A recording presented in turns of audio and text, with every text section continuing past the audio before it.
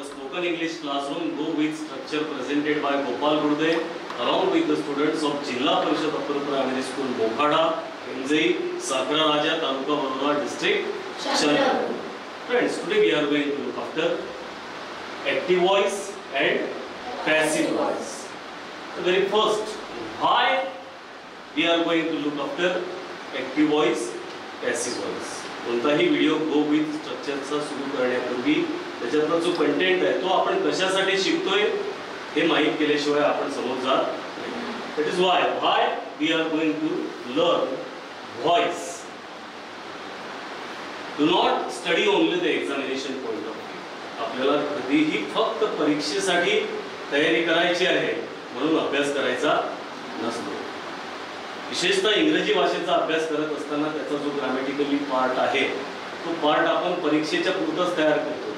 आपण कधीही हा विचार करत नाही की भाषा म्हणून ही गोष्ट मला शिकण्यासाठी किती उपयोगाची आहे. तर आता आपण पहिल्यांदा पाहणार आहोत की पॅसिव्ह व्हॉइस, ऍक्टिव्ह व्हॉइस हा व्हॉइस मधला दोन पार्ट आपण शिकत असताना त्याचं नेमकं महत्त्व काय आहे भाषा शिक्षणामध्ये. इंग्रजी भाषा शिकत असताना कधी कधी तुम्ही candidates are required to present themselves half an hour before the examination begins. अशा प्रकारच्या सूचना तुमच्या ऍडमिशन कार्डवर वाचत असतात आणि त्यावेळेस तुम्हाला प्रश्न पडतो की candidates are required. असं तर स्ट्रक्चर आपण शिकलोच नाही. कारण ही जी लेवल आहे आपली या लेवलला आपण जास्तीत जास्त काळांचे जे 12 वेगवेगळे काळ आहेत इंग्रजीमध्ये. प्रेझेंटचे 3, simple present, simple past, simple future, simple 3, continuous 3, perfect 3 आणि परफेक्ट कंटिन्युअस 3 असे 12 जे काळांचे प्रकार आहेत ते सगळे 12च्या 12ही यांचा अभ्यास केल्यानंतर आपल्या असं लक्षात येते की असं स्ट्रक्चर तर आपण कुठेच पाहिलं नाही. आर रिक्वायर्ड इजामार लागला की तिथे वर्ब प्लस आयएनजी लागतो असं आपण पाहिलेलं आहे. आणि पुस्तकामध्ये वाचताना कधी कधी पॅसिव्हची वाक्य आली की मग आपण कन्फ्यूज होतो की हे तर आम्हाला शिकवलंच नाहीये, काहीतरी नवीनच भानगड दिसते. आणि म्हणून आपल्याला वेगवेगळ्या प्रकारचे वाक्य ते आयडेंटिफाय करता आले पाहिजे. दिलेलं वाक्य हे कोणत्या व्हॉइस मधलं आहे, ऍक्टिव्ह मधलं आहे की पॅसिव्ह व्हॉइस मधलं आहे. आणि पॅसिव्ह शिकत असताना पॅसिव्ह आपण कशासाठी शिकणार आहोत तर ही वाक्य जर आपण पाहिली, candidates are required to present themselves half an hour before the examination begins अशी सूचना आपल्या ऍडमिशन कार्डवर असते. पाहिलेली आहे आपण. तर तिथे तुम्हाला कॅन्डिडेट्स आर रिक्वायर्ड, आरच्या नंतर काय लागलेलं आहे पास्ट पार्टिसिपल. सूचना देताना तुमचा नोटीस बोर्ड जो असतो शाळेचा त्या नोटीस बोर्डवरही बरेचदा ज्या सूचना लिहिलेल्या असतात त्या पॅसिव्ह मध्ये लिहिलेल्या असतात. कशामध्ये लिहिलेल्या असतात? पॅसिव्ह मध्ये. Many peoples have been questioned in connection with the murder. वर्तमानपत्र वाचत असताना वर्तमानपत्रातले ज्या मोस्ट ऑफ द हेडलाईन्स असतात या पॅसिव्ह व्हॉइस मध्ये असतात. कशामध्ये असतात? Passive voice. Many people have been questioned. Have been सोबत आतापर्यंत आपण वर्ब प्लस आयएनजी पाहिलेलं होतं. पहिल्यांदा आपण पाहतो की हॅव बीन क्वेश्चन. हॅव बीनच्या समोर काय लागलेलं आहे पास्ट पार्टिसिपल लागलेलं आहे. त्याच्यानंतर परत आपण एक सगळ्यात महत्त्वाचं कारण म्हणजे आता तुम्ही सगळे विद्यार्थी 8व्या 9व्या 10व्या वर्गात आहात. Is it right? यस. तर इथून पुढे तुम्ही 10व्या वर्गानंतर एक फॅकल्टी निवडणार, आपल्या अभ्यासाची दिशा ठरवणार की मला कोणत्या फॅकल्टीला जायचं. बरेच विद्यार्थी 6व्या 7व्या वर्गातले इथे आहेत ते 8व्या वर्गापासून सेमी इंग्रजीकडे जातील. बरेचसे विद्यार्थी जातील की नाही जातील? सेमी इंग्रजीकडे जाण्याचं कारण काय आहे की आपल्याला सायन्स फॅकल्टीकडे जायचं आहे म्हणून सेमी इंग्रजीमध्ये इंग्रजी तर इंग्रजीमध्ये असतोच पण विज्ञान आपल्याला इंग्रजीतून शिकायला मिळते, मॅथ इंग्रजीतून शिकायला मिळते. हाच त्याचा उद्देश असतो. पण विज्ञानामध्ये या पॅसिव्ह व्हॉइसचं इतकं महत्त्व आहे की विज्ञानातले सगळे एक्सपेरिमेंट्स हे पॅसिव्ह मध्येच असतात. आणि ज्यावेळेस तुम्ही 8व्या वर्गापासून विज्ञान इंग्रजीतून शिकायला सुरुवात करतात त्यावेळेस ते कन्स्ट्रक्शन्स तुम्हाला कन्फ्यूज करतात कारण ते कन्स्ट्रक्शन तुम्ही शिकलेलेच नसतात. विज्ञान जर चांगल्या पद्धतीने शिकायचं आहे, विज्ञानाचा अभ्यास जर चांगल्या प्रकारे करायचा आहे, विज्ञानाचे सगळे एक्सपेरिमेंट्स आपल्याला अतिशय चांगल्या प्रकारे समजले पाहिजे तर त्याच्यासाठी पहिल्यांदा आपल्याला पॅसिव्ह कन्स्ट्रक्शन काय आहे हे समजणं अतिशय महत्त्वाचं आहे. ते एक उदाहरण घेतलं आहे आपण.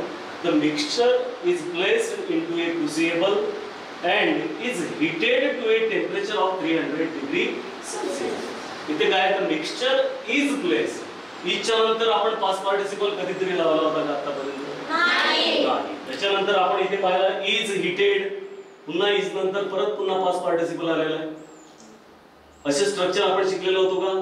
नाही. तर the mixture is placed into a crucible and is heated to a temperature of 300 degree Celsius. तर अशा कन्स्ट्रक्शन्स तुम्हाला सायन्स मध्ये वारंवार पाहायला मिळतील. आणि जर तुम्हाला सायन्स फॅकल्टी मध्ये विज्ञान हा विषय घ्यायचा आहे तर तुम्हाला पॅसिव्ह व्हॉइस चांगल्या प्रकारे समजून घेतल्याशिवाय पर्यायच नाही.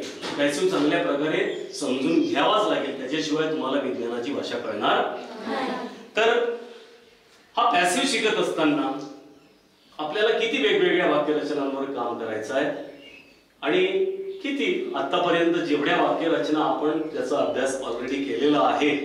आपल्या गो विथ स्ट्रक्चर चॅनलवर आपण काळाशी संबंधित 12 व्हिडिओज प्रोव्हाइड केलेले आहेत. सगळे व्हिडिओज ज्यांनी आपले जे व्ह्यूअर्स आहेत त्यांनी अजूनही काळाशी संबंधित त्यांना काही प्रॉब्लेम असेल तर गो विथ स्ट्रक्चर या चॅनलवर पूर्ण 12 पैकी 12 ही काळाशी संबंधित व्हिडिओ ऑलरेडी उपलब्ध आहेत. त्यांचाही अभ्यास करणं अतिशय गरजेचं आहे. आणि त्याच्या व्यतिरिक्तही आपण ऑक्झिलरी वर्ब्स ज्यांना आपण मॉडेल्स म्हणतो अशा 23 वेगवेगळ्या मॉडेल्सवरही आपण काम केलेलं आहे. 12 अधिक 23 एकूण 35 वाक्यरचनांचा आपण डिटेल अभ्यास केलेला आहे. आणि या 35ही वाक्यरचना आपण लक्षात ठेवण्यासाठी अतिशय सोपी एक ट्रिक वापरलेली आहे. ही ट्रिक आपण आपल्या सगळ्या व्ह्यूअर्सला सुद्धा लगेच सांगून देऊया. म्हणजे या 35 ज्या वाक्यरचना या अगदी सहज लक्षात कशा ठेवता येईल हे त्यांनाही कळेल. Okay, are you ready friends? Yes. Okay. SPT simple present, yes past simple past tense, simple future present continuous, past continuous, future continuous, present perfect, past perfect, future perfect, present perfect continuous, past perfect continuous, future perfect continuous. Can ज्या video सोबत ज्या auxiliaries सोबत क्रियापदाचं पहिलं रूप लागते अशा 23 पैकी 16 auxiliaries आपण पाहिलेल्या आहेत की जिथे क्रियापदाचं पहिलंच रूप लागते. त्यांना आपण कंडिशनल सुद्धा म्हणतो, कंडिशनल ऑक्झिलरीज. कुड have, should have, would have अशा ज्या आहेत त्याच्या 5 ऑक्झिलरीजवर आपण काम केलेलं आहे. आणि मे बी, मस्ट बी अशा 2 आपण जिथे वर्ब प्लस आयएनजी लागतो अशा 2 ऑक्झिलरीजवर आपण काम केलेलं आहे. अशा एकूण 12 काळाशी संबंधित 16 कॅन, कुड, शुड, वुड अशा प्रकारच्या जिथे क्रियापदाचं पहिलं रूप लागते अशा 16 ऑक्झिलरीजवर आपलं काम झालेलं आहे. कुड have, should have, would have असे 5 ऑक्झिलरीजवर काम झालेलं आहे. आणि मे बी, मस्ट बी अशा 2 एकूण 35 वाक्यरचनांना लक्षात ठेवता येण्यासाठी नेमकं आपण करतो काय? खूप मोठा पहाड खोदून आणावा लागतो का? त्यांना लक्षात ठेवता येण्यासाठी त्याचं स्ट्रक्चर आपल्याला चांगल्या प्रकारे समजून घ्यायचं आहे. तर हे आतापर्यंत जेवढे 35 स्ट्रक्चर आपण पाहिले या 35ही स्ट्रक्चर मध्ये आपल्या एक गोष्ट लक्षात आली की या सगळ्या स्ट्रक्चरची सुरुवात कशाने झाली होती? सब्जेक्ट. सगळ्या स्ट्रक्चरचा एंड कशाने झालेला होता? ऑब्जेक्टने एंड झालेला होता. आणि बदल फक्त झाला कुठे होता? हेल्पिंग वर्ब आणि वर्ब फॉर्म. फक्त या 12 वाक्यरचनांचे काळाशी संबंधित आणि 16 ऑक्झिलरी वर्ब जिथे क्रियापदाचं पहिलं स्वरूप लागते, कुड हॅव जिथे पास्ट पार्टिसिपलचा वापर करतो आपण आणि मे बी, मस्ट बी इथे वर्ब प्लस आयएनजीचा वापर करतो. हे ऑलरेडी कॅन, कुड, कुड have, should, should have already itself is a auxiliary verb. सगळे जे आहेत ते हेल्पिंग वर्बच आहेत. ते काय आहेत? Helping verb. आता इथे जे हेल्पिंग वर्ब दिलेले आहे आपण सिंपल प्रेझेंट पासून तर फ्युचर परफेक्ट कंटिन्युअस पर्यंत जे काळाशी संबंधित 12 वाक्यरचना आपल्या ज्या आहेत तिथे हेल्पिंग वर्ब कुठे लागत नाही, कुठे लागतात आणि प्रत्येक ठिकाणी वेगवेगळे हेल्पिंग वर्ब लागते. तर आपण सिंपल प्रेझेंट पासून एक फास्ट नजर पाहू. सिंपल प्रेझेंट मध्ये आपण पॉझिटिव्ह स्ट्रक्चर मध्ये हेल्पिंग वर्ब वापरत नाही. But as and when you are going to convert your sentence, your positive simple present sentence into negative interrogative, WH, negative WH, at that time you need helping verb. And as you know, in simple present we use do or does. Is it right? Yes. In simple past also we do not use any helping verb in the positive structure. Is it right, friends? Yes. As and when we want to convert that simple past into negative interrogative WH, at that time also we need helping verb. And we use did as a helping verb in simple past. But right from simple future to future perfect continuous, काळाशी संबंधित असलेल्या future simple future पासून future perfect continuous पर्यंत ज्या 10 वाक्यरचना आहेत त्या 10ही वाक्यरचनांमध्ये आपण हेल्पिंग वर्बचा वापर करतो. या 12 वाक्यरचनांपैकी 6 ठिकाणी आपण क्रियापदाचं वर्ब प्लस आयएनजी रूप वापरतो. 3 ठिकाणी पास्ट पार्टिसिपल, 2 ठिकाणी वर्ब आणि फक्त एका ठिकाणी आपण सेकंड फॉर्म ऑफ वर्बचा वापर करतो. Is it right? यस. तर एवढं जर लक्षात ठेवता आलं तर या काळाशी संबंधित असलेल्या 12 वाक्यरचना आणि त्याच्याशी संबंधित असलेल्या negative, interrogative, negative interrogative, WH, negative WH अशा जवळपास परत पुन्हा 8 वाक्यरचना म्हणजे 12 96 वाक्यरचना लक्षात ठेवता येण्यासाठी आपल्याला काय लक्षात ठेवायचं आहे? फक्त हे हेल्पिंग वर्ब काळाशी संबंधित असलेले आणि त्याला कोणते क्रियापदाचे रूप लावतो तेवढं फक्त लक्षात ठेवायचं आहे. काही कठीण आहे का हे? नाही. आपण एकदा एक नजर टाकून घेऊ. सिंपल प्रेझेंट मध्ये आपण काय वापरू हेल्पिंग वर्ब म्हणून? Do or does. Negative interrogative WH मध्ये डू ऑर डज. पॉझिटिव्ह मध्ये हेल्पिंग वर्ब लागणार नाही. सिंपल पास्ट मध्ये डिड. सिंपल पास्टच्या ही पॉझिटिव्ह स्ट्रक्चर मध्ये हेल्पिंग वर्ब लागत नाही. But as and when we want to convert into negative interrogative WH at that time we use did as a helping verb. Right from simple future we have already helping verb in the sentence structure. Is it right? Yes. Okay, now tell me in simple present do or does. Do or does. In simple present do or does. Simple past did. Okay. Simple future shall be. Present continuous is am. Past continuous was or was. Future continuous shall be. Present perfect have has. Past perfect had. Future perfect shall be. Present perfect continuous have been or has been. Past perfect continuous had been. Future perfect continuous shall have been or have been. Shall have been or have been. याच्यापैकी जिथे continuous आहे त्या प्रत्येक ठिकाणी आपण क्रियापदाचं कोणतं रूप लावतो? Verb plus आयएनजी. Present continuous verb plus past continuous verb plus आयएनजी. Future continuous verb plus आयएनजी. Present perfect continuous verb plus आयएनजी. Past perfect continuous verb plus आयएनजी. Future perfect continuous verb plus आयएनजी. 6 ठिकाणी या 12 पैकी आपण वर्ब प्लस आयएनजी लावतो. म्हणजे क्रियापदाचं रूप जर लक्षात ठेवायचं आहे की कोणत्या काळासोबत आपण कोणतं लावतो तर जिथे कंटिन्युअस आहे तिथे कोणतं लावणार आहोत? Verb plus आयएनजी. तिन्ही परफेक्टला आपण पास्ट पार्टिसिपल लावतो. हो sir. Okay. Present perfect, past perfect, future perfect. फक्त 2च ठिकाणी आपण क्रियापदाचं पहिलं रूप लावतो या काळाशी संबंधित 12 वाक्यरचनांमध्ये. कुठे कुठे? Simple present, simple present, simple future, simple future आणि फक्त एका ठिकाणी आपण सेकंड फॉर्म ऑफ वर्बचा वापर करतो आणि तो कुठे करतो आपण? Simple past. आणि सिंपल पास्ट इतकं महत्त्वाचं स्ट्रक्चर आहे की सिंपल पास्टचा आपण पाठ्यपुस्तक तुम्ही उघडून बघाल तर सगळ्यात जास्त उपयोग कोणत्या स्ट्रक्चरचा झालेला दिसेल? Simple past. सिंपल पास्ट या स्ट्रक्चरचा उपयोग झालेला आपल्याला दिसणार. 5 ऑक्झिलरीज आपण असे शिकलेलो आहोत की जिथे आपण क्रियापदाचं पास्ट पार्टिसिपल वापरत असतो. Is it right? Yes. Very it is. Tell me. Number 1 could have, could have, should have, may have, would have, may have, must have. And 2 times we use verb plus ing. Where it is number 1? Maybe, must be. आपल्याला या प्रत्येक auxiliary सोबत क्रियापदाचं कोणतं रूप लावायचं तेही माहिती आहे आणि सगळे ऑक्झिलरी सुद्धा माहिती आहे. 16 ठिकाणी आपण ऑक्झिलरी सोबत क्रियापदाचं पहिलंच रूप लावतो. 5 ठिकाणी पास्ट पार्टिसिपल आणि फक्त 2 ठिकाणी verb plus ING. Verb plus आयएनजी. तर ह्या ज्या 35 वाक्यरचना या 35ही वाक्यरचना आपल्याला माहिती आहे. या 35ही वाक्यरचनांचं आपल्याला माहिती असणं अतिशय गरजेचं आहे. कारण आपण याच व्हिडिओमध्ये ऍक्टिव्ह व्हॉइस आणि पॅसिव्ह व्हॉइस या दोन्ही व्हॉइस बद्दल चर्चा करणार आहोत. तर या दोन्ही व्हॉइस मध्ये आपण किती वेगवेगळ्या प्रकारे वेगवेगळ्या वाक्यरचनांवर काम करणार आहोत. या वाक्यरचना किती असू शकतात, त्यांची संख्या किती मोठी असू शकते याची कल्पना आल्याशिवाय या ऍक्टिव्ह व्हॉइस आणि पॅसिव्ह व्हॉइस आपल्याला शिकता येणार नाही. अजूनही आपण ऍक्टिव्ह काय पॅसिव्ह काय याच्यावर चर्चा केलेली नाही. काळाशी संबंधित असलेल्या 12 वाक्यरचना आणि ऑक्झिलरी वर्बशी संबंधित असलेल्या 23 वाक्यरचना अशा 35 वाक्यरचनांवर आपण काम केलेलं आहे. त्याचे व्हिडिओज ऑलरेडी आपण प्रोव्हाइड करून ठेवलेले आहेत. तर या 35 वाक्यरचना ज्या आहेत त्या 35ही वाक्यरचनांवरच्या वाक्यांवर आपण एक फास्ट ओझरती नजर मारू. कारण ऍक्टिव्ह आणि पॅसिव्ह मध्ये काम करताना आपल्याला जास्तीत जास्त किती वेगवेगळ्या वाक्यरचनांवर काम करायची संधी मिळणार आहे किंवा कोणतंही वाक्य आलं तरी त्याचा आपल्याला ऍक्टिव्हही करता आलं पाहिजे, पॅसिव्हही करता आलं पाहिजे, हा त्याच्या मागचा उद्देश आहे. तर आपण सिंपल प्रेझेंट मध्ये आय राईट अ पोयम.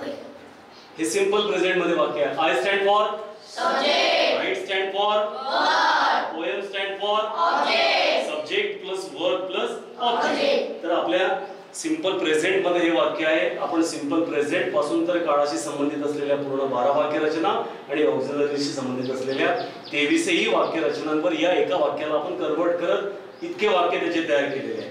एकूण 35 वाक्य इथे तयार होतात आणि परत पुन्हा या 35 वाक्यांचे किती वाक्य तयार होऊ शकतील याच्यावरही आपण पुढे चर्चा करणार आहोत. तर मी काळाचं नाव वाचतोय, तुम्हाला त्याचं सेंटेन्स वाचायचं आहे. Are you ready? Simple present, I write a poem. Simple past, I wrote a poem. Simple future, I shall write a poem. Present continuous, I am writing a poem. Past continuous, I was writing a poem. Future continuous, I shall be writing a poem. Present perfect, I have written a poem. Past perfect, I had written a poem. Future perfect, I shall have written a poem. Present perfect continuous, I have been writing a poem. Past perfect continuous, I had been writing a poem. Future perfect continuous, I shall have been writing a poem. Can, I can write a poem. Would, I would write a poem. Would have, I would have written a poem. Should, I should write a poem. Should have, I should have written a poem. Would, I would write a poem. Would have, I would have written a poem. May, I may write a poem. Maybe, I may be writing a poem. May have, I may have written a poem. Must, I must write a poem. Must be, I must be writing a poem. Must have, I must have written a poem. Used to, I used to write a poem. Did not, I did not write a poem. Still am to are to, I am to write a poem. Was to were to, I was to write a poem. Have to has to, I have to write a poem. Had to, I had to write a poem. Shall have to, will have to, I shall have to write a poem. Is going to, am going to, are going to, I am going to write a poem. Was going to, were going to, I was going to write a poem. Had better, I had better write a poem. तर अशा प्रकारे आपण 35 वेगवेगळ्या वाक्यरचना, एकही वाक्यरचना एक दुसऱ्यासारखी नाही, या 35ही वाक्यरचनांवर आपण काम केलेलं आहे. याच्याही पेक्षा जास्त वेगवेगळ्या वाक्यरचना इंग्रजी भाषेमध्ये आहेत, पण आपण या 35 वाक्यरचना आपल्याला पुरेशा आहेत.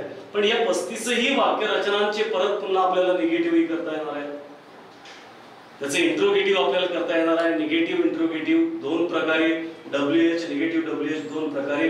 म्हणजे या 35 वाक्यरचनांच्या पैकी प्रत्येक वाक्यरचना परत पुन्हा आपल्याला 8 वेगवेगळ्या प्रकारामध्ये कन्वर्ट करता येणार आहे.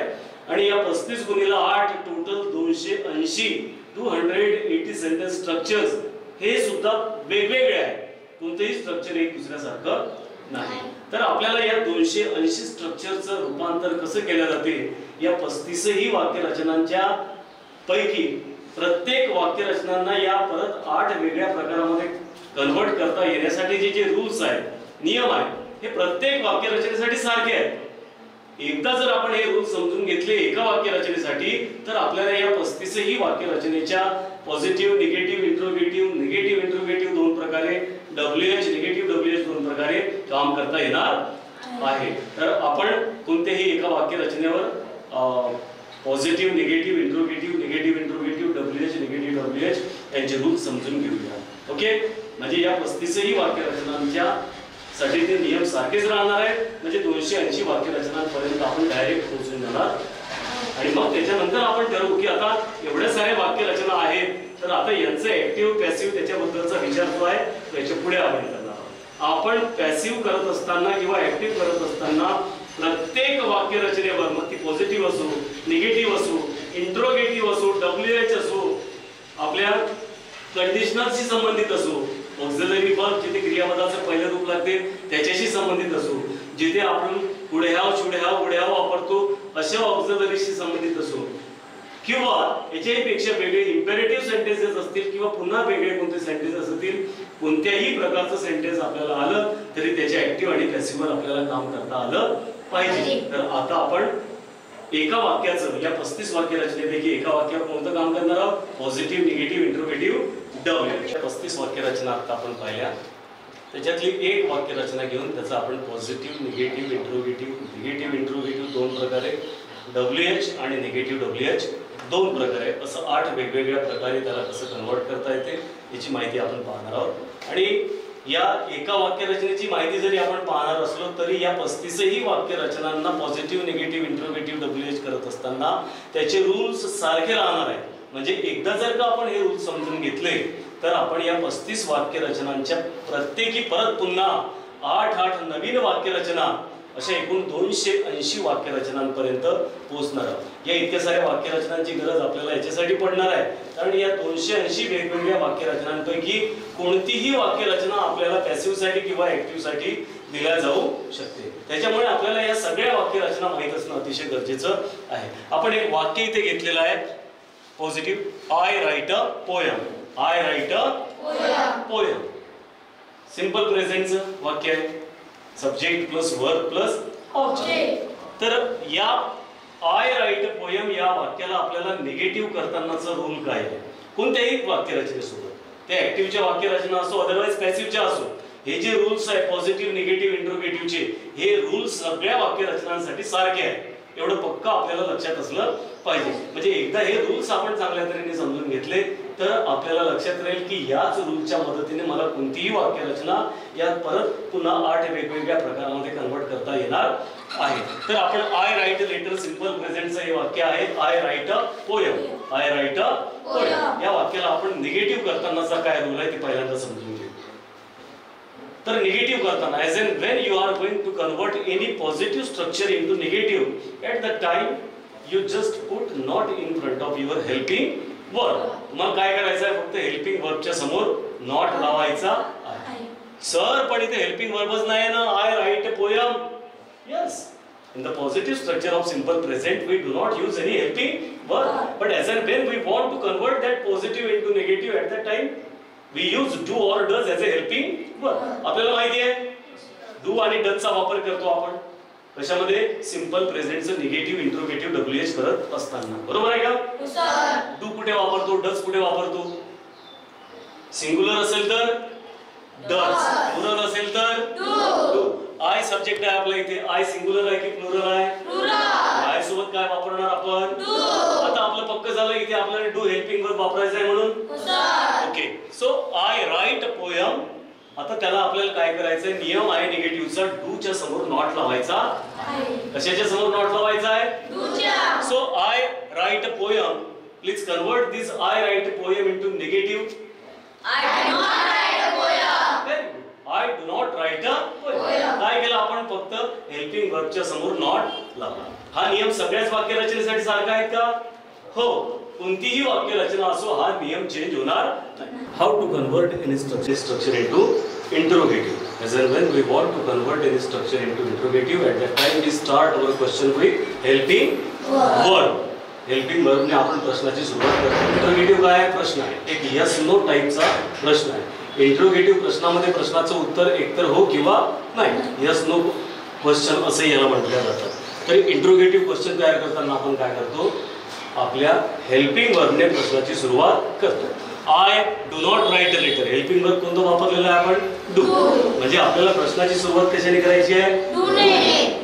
जर प्रश्नाची सुरुवात डूने केली म्हणजे हेल्पिंग वर्बने केली तर याच्यापूर्वी पॉझिटिव्ह स्ट्रक्चर मध्ये सुरुवात कशाने झालेली होती? सब्जेक्टने, आहे ना? तर आता आपल्याला सब्जेक्टची जागा चेंज करावी लागेल कारण सुरुवात डूने करायची आहे. Is it right? यस. ज्यावेळेस आपल्याला इंट्रोगेटिव्ह करायचं असते त्यावेळेस काय करायचं? Helping verb plus subject. Helping verb पहिले घ्यायचा आणि जो पहिले सब्जेक्ट होता त्याला त्याच्यानंतर नेऊन ठेवायचं कोणत्याही वाक्यरचनेचं इंट्रोगेटिव्ह करत असताना. लक्षात आलं? So I write a letter, I do not write a letter, make it interrogative. Do I write a letter? Do I write a letter? If you want to convert your do I write a letter means interrogative into negative, तुम्ही दोन प्रकारे त्याला negative मध्ये करू शकता. एक subject समोर not लावून, दुसरा इंट्रो आपला कॉन्ट्रॅक्टेड फॉर्म वापरून. तर सब्जेक्ट कोणता आहे? Do I write a letter. Subject कोणता आहे आपला? आय. आय सब्जेक्ट आहे, याच्या समोर आपल्याला नॉट लावायचा. Do I write a letter, convert it into negative. Do I not write a letter. Make contract, use contracted form. Don't I write a letter. Okay.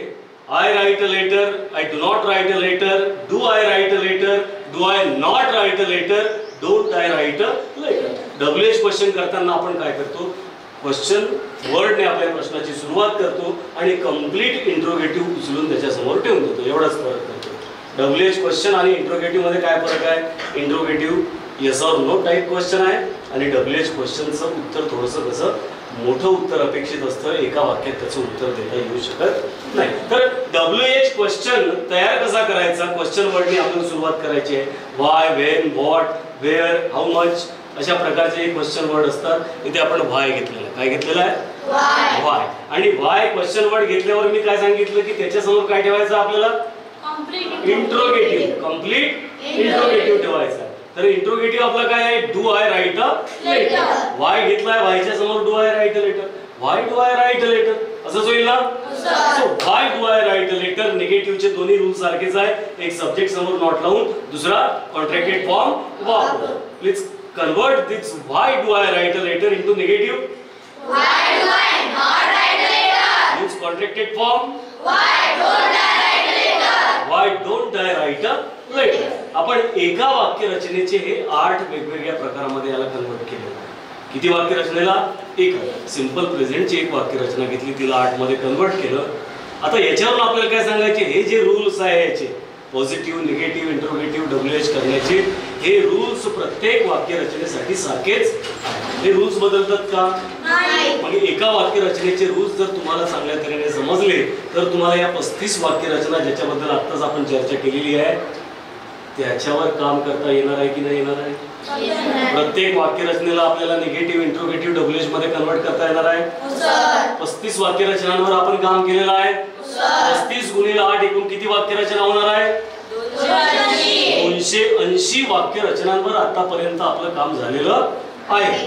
किंवा ज्यांना अजूनही काही प्रॉब्लेम असेल, टेन्सशी रिलेटेड आपल्या व्ह्यूअर्सला कोणाला काही प्रॉब्लेम असेल, ऑक्झिलरीशी संदर्भात ते वाक्य कसे करायचे, कुठे कोणतं क्रियापदाचं रूप लावायचं याच्यावर थोडं कन्फ्युजन असेल तर आपले गोवी स्ट्रक्चरचे व्हिडिओज त्यांनी पाहायला हरकत नाही. सगळं डिटेलमध्ये आपण समजून सांगितलेलं आहे. एकंदरीत 280 वाक्य रचनांवरचं आपलं काम झालं. पण अजूनही आपण याच्यावर बोललो नाही की याचं ऍक्टिव्ह कसं करायचं आहे, याचं पॅसिव्ह कसं करायचं आहे. ऍक्टिव्ह पॅसिव्ह बद्दल आपण चर्चा केली आहे. अजून आपण पॅसिव्ह काय असते, ऍक्टिव्ह काय असते याला काही चर्चा केलेली नाही. पहिल्यांदा आपण पाहू व्हॉइस म्हणजे काय. पहिल्यांदा आपण काय पाहणार आहोत, व्हॉइस. व्हॉइस म्हणजे काय इंग्रजी भाषेत, व्हॉइसचा अर्थ आवाज. पण व्हॉइसच्या आवाज या अर्थाचा ऍक्टिव्ह व्हॉइस, पॅसिव्ह व्हॉइस मध्ये काहीच संबंध नाही.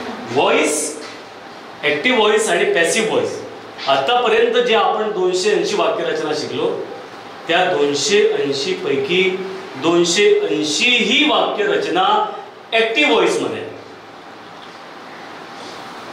ऍक्टिव्ह व्हॉइस मध्ये आहे, हो ऍक्टिव्ह व्हॉइस मध्ये. 280 पैकी 280 ही वाक्य रचना कोणत्या व्हॉइस मध्ये आहे, ऍक्टिव्ह व्हॉइस. म्हणजे ऍक्टिव्ह व्हॉइस आपण शिकलो, हो ऍक्टिव्ह व्हॉइस आपण शिकलेलो.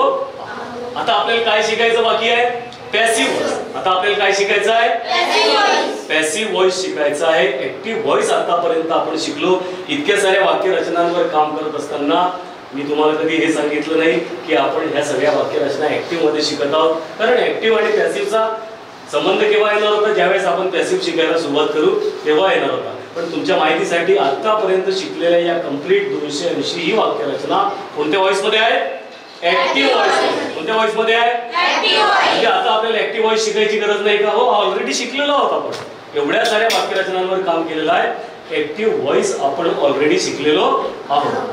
तर ऍक्टिव्ह व्हॉइस वर आपलं काम झालेलं आहे. आता आपल्याला पॅसिव्हचं काम करायचं आहे. व्हॉइसचा इंग्रजीतला अर्थ आवाज असा होतो. आवाज या शब्दाचा या ऍक्टिव्हशी आणि पॅसिव्हशी काहीच संबंध नाही.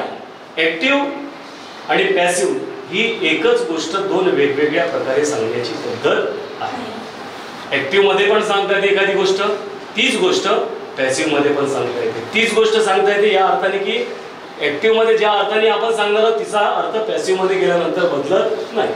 ऍक्टिव्ह मध्ये तिचा जो काळ आहे तो काळ पॅसिव्ह मध्ये गेल्यानंतर बदलत नाही. म्हणजे ऍक्टिव्हचं पॅसिव्ह करत असताना एक गोष्ट पक्की लक्षात ठेवायची की आपण वाक्याचा ना तर काळ बदलवणार आहोत ना त्याचा अर्थ बदलवणार आहोत. आणि इंग्रजी भाषेमध्ये तुम्हाला कोणत्याही वाक्याचा अर्थ न बदलता आणि त्याचं टेन्स न बदलता तीच गोष्ट परत फक्त एका आणि एकाच पद्धतीने सांगता येऊ शकते. ऍक्टिव्ह असेल तर ती पॅसिव्ह मध्ये सांगता येईल, पॅसिव्ह मध्ये असेल तर त्याच गोष्टीला आपल्याला ऍक्टिव्ह मध्ये सांगता येईल. ऍक्च्युअली ऍक्टिव्ह आणि पॅसिव्ह काय आहे? एकच गोष्ट सांगण्याच्या दोन वेगवेगळ्या पद्धती आहेत. लक्षात आलं का? त्याचा अर्थ बदलणार आहे का? नाही. त्याचा टेन्स बदलणार आहे का? काळ बदलणार आहे का? नाही. काहीच बदलणार नाही. जसं मराठीतून एखादं उदाहरण द्यायचं झालं तर मी काय म्हणेन, मी सायकल चालविते, मी सायकल चालविते, सायकल माझ्याकडून चालविल्या जाते. आता या दोन वाक्याच्या अर्थामध्ये काही फरक आहे का? थोडंसं विचार करून सांगा. मी सायकल चालविते, सायकल माझ्याकडून चालविल्या जाते. दोन्ही वाक्याच्या अर्थामध्ये काही फरक आहे का? नाही. त्यांचा काळ बदलला का? नाही. मी क्रिकेट खेळतो, क्रिकेट माझ्याकडून खेळल्या जाते. दोन्ही वाक्य सारखे आहेत की वेगवेगळे आहेत? सारखे आहेत. सारखेच आहेत म्हणजे अर्थाने सारखे, त्यांचा अर्थ काही बदलत नाही. त्यांचा काळ बदलतो का? नाही. मी पुस्तक वाचते, पुस्तक माझ्याकडून वाचल्या जाते. काही फरक आहे याच्यामध्ये? फक्त काय झालं की सांगण्याची पद्धत फक्त बदललेली आहे. दोन्ही वाक्यांच्या वाक्य रचना वेगवेगळ्या आहेत. आपण मेनली लक्ष देणार आहोत स्ट्रक्चरकडे. पॅसिव्हचं स्ट्रक्चर काय आहे, ऍक्टिव्हचं स्ट्रक्चर काय आहे. ऍक्टिव्हच्या स्ट्रक्चर मध्ये कुठे कोणता बदल केला तर त्याचं पॅसिव्हचं स्ट्रक्चर बनणार आहे. आपण गो विथ स्ट्रक्चरचे स्टुडंट असल्यामुळे प्रत्येक गोष्ट शिकताना आपण स्ट्रक्चरला फोकस करणार आहोत. बरोबर आहे? तर आपण व्हॉइसचा अर्थ इथे पाहिलेला आहे. ऍक्टिव्ह किंवा पॅसिव्ह मध्ये आवाजाचा काहीच संबंध नाही. मी पत्र लिहिते, पत्र माझ्याकडून लिहिल्या जाते. याचं उदाहरण घेतलेलं आहे. मी पत्र लिहिते, पत्र माझ्याकडून लिहिलं जाते. एकच गोष्ट दोन वेगवेगळ्या प्रकारे सांगण्याची ती एक पद्धत आहे. बरोबर? म्हणजे पॅसिव्ह साठी परत इतके सर्व रूल्स समजून घ्यावे लागतील का, हा प्रश्न आहे. 280 वाक्य रचना ज्या समजून घेतल्या सर तुम्ही आता सांगितलं की या 280 पैकी 280 वाक्य रचना कशातल्या आहेत? ऍक्टिव्ह मध्ये. सर या 280 वाक्य रचना शिकत पर्यंत आपण त्याची इतके सारे रूल्स शिकलो, इतके सारे हेल्पिंग वर्ब, इतके सारे वर्ब फॉर्म, एवढं सारं लक्षात ठेवावं लागलं. परत पुन्हा 280 पॅसिव्ह करत असताना परत पुन्हा या पॅसिव्हचे वेगळे रूल्स आहेत. ते एवढे सारे शिकावे लागतील का? काही घाबरण्याचं कारण नाही. शिकावे लागणारच आहे.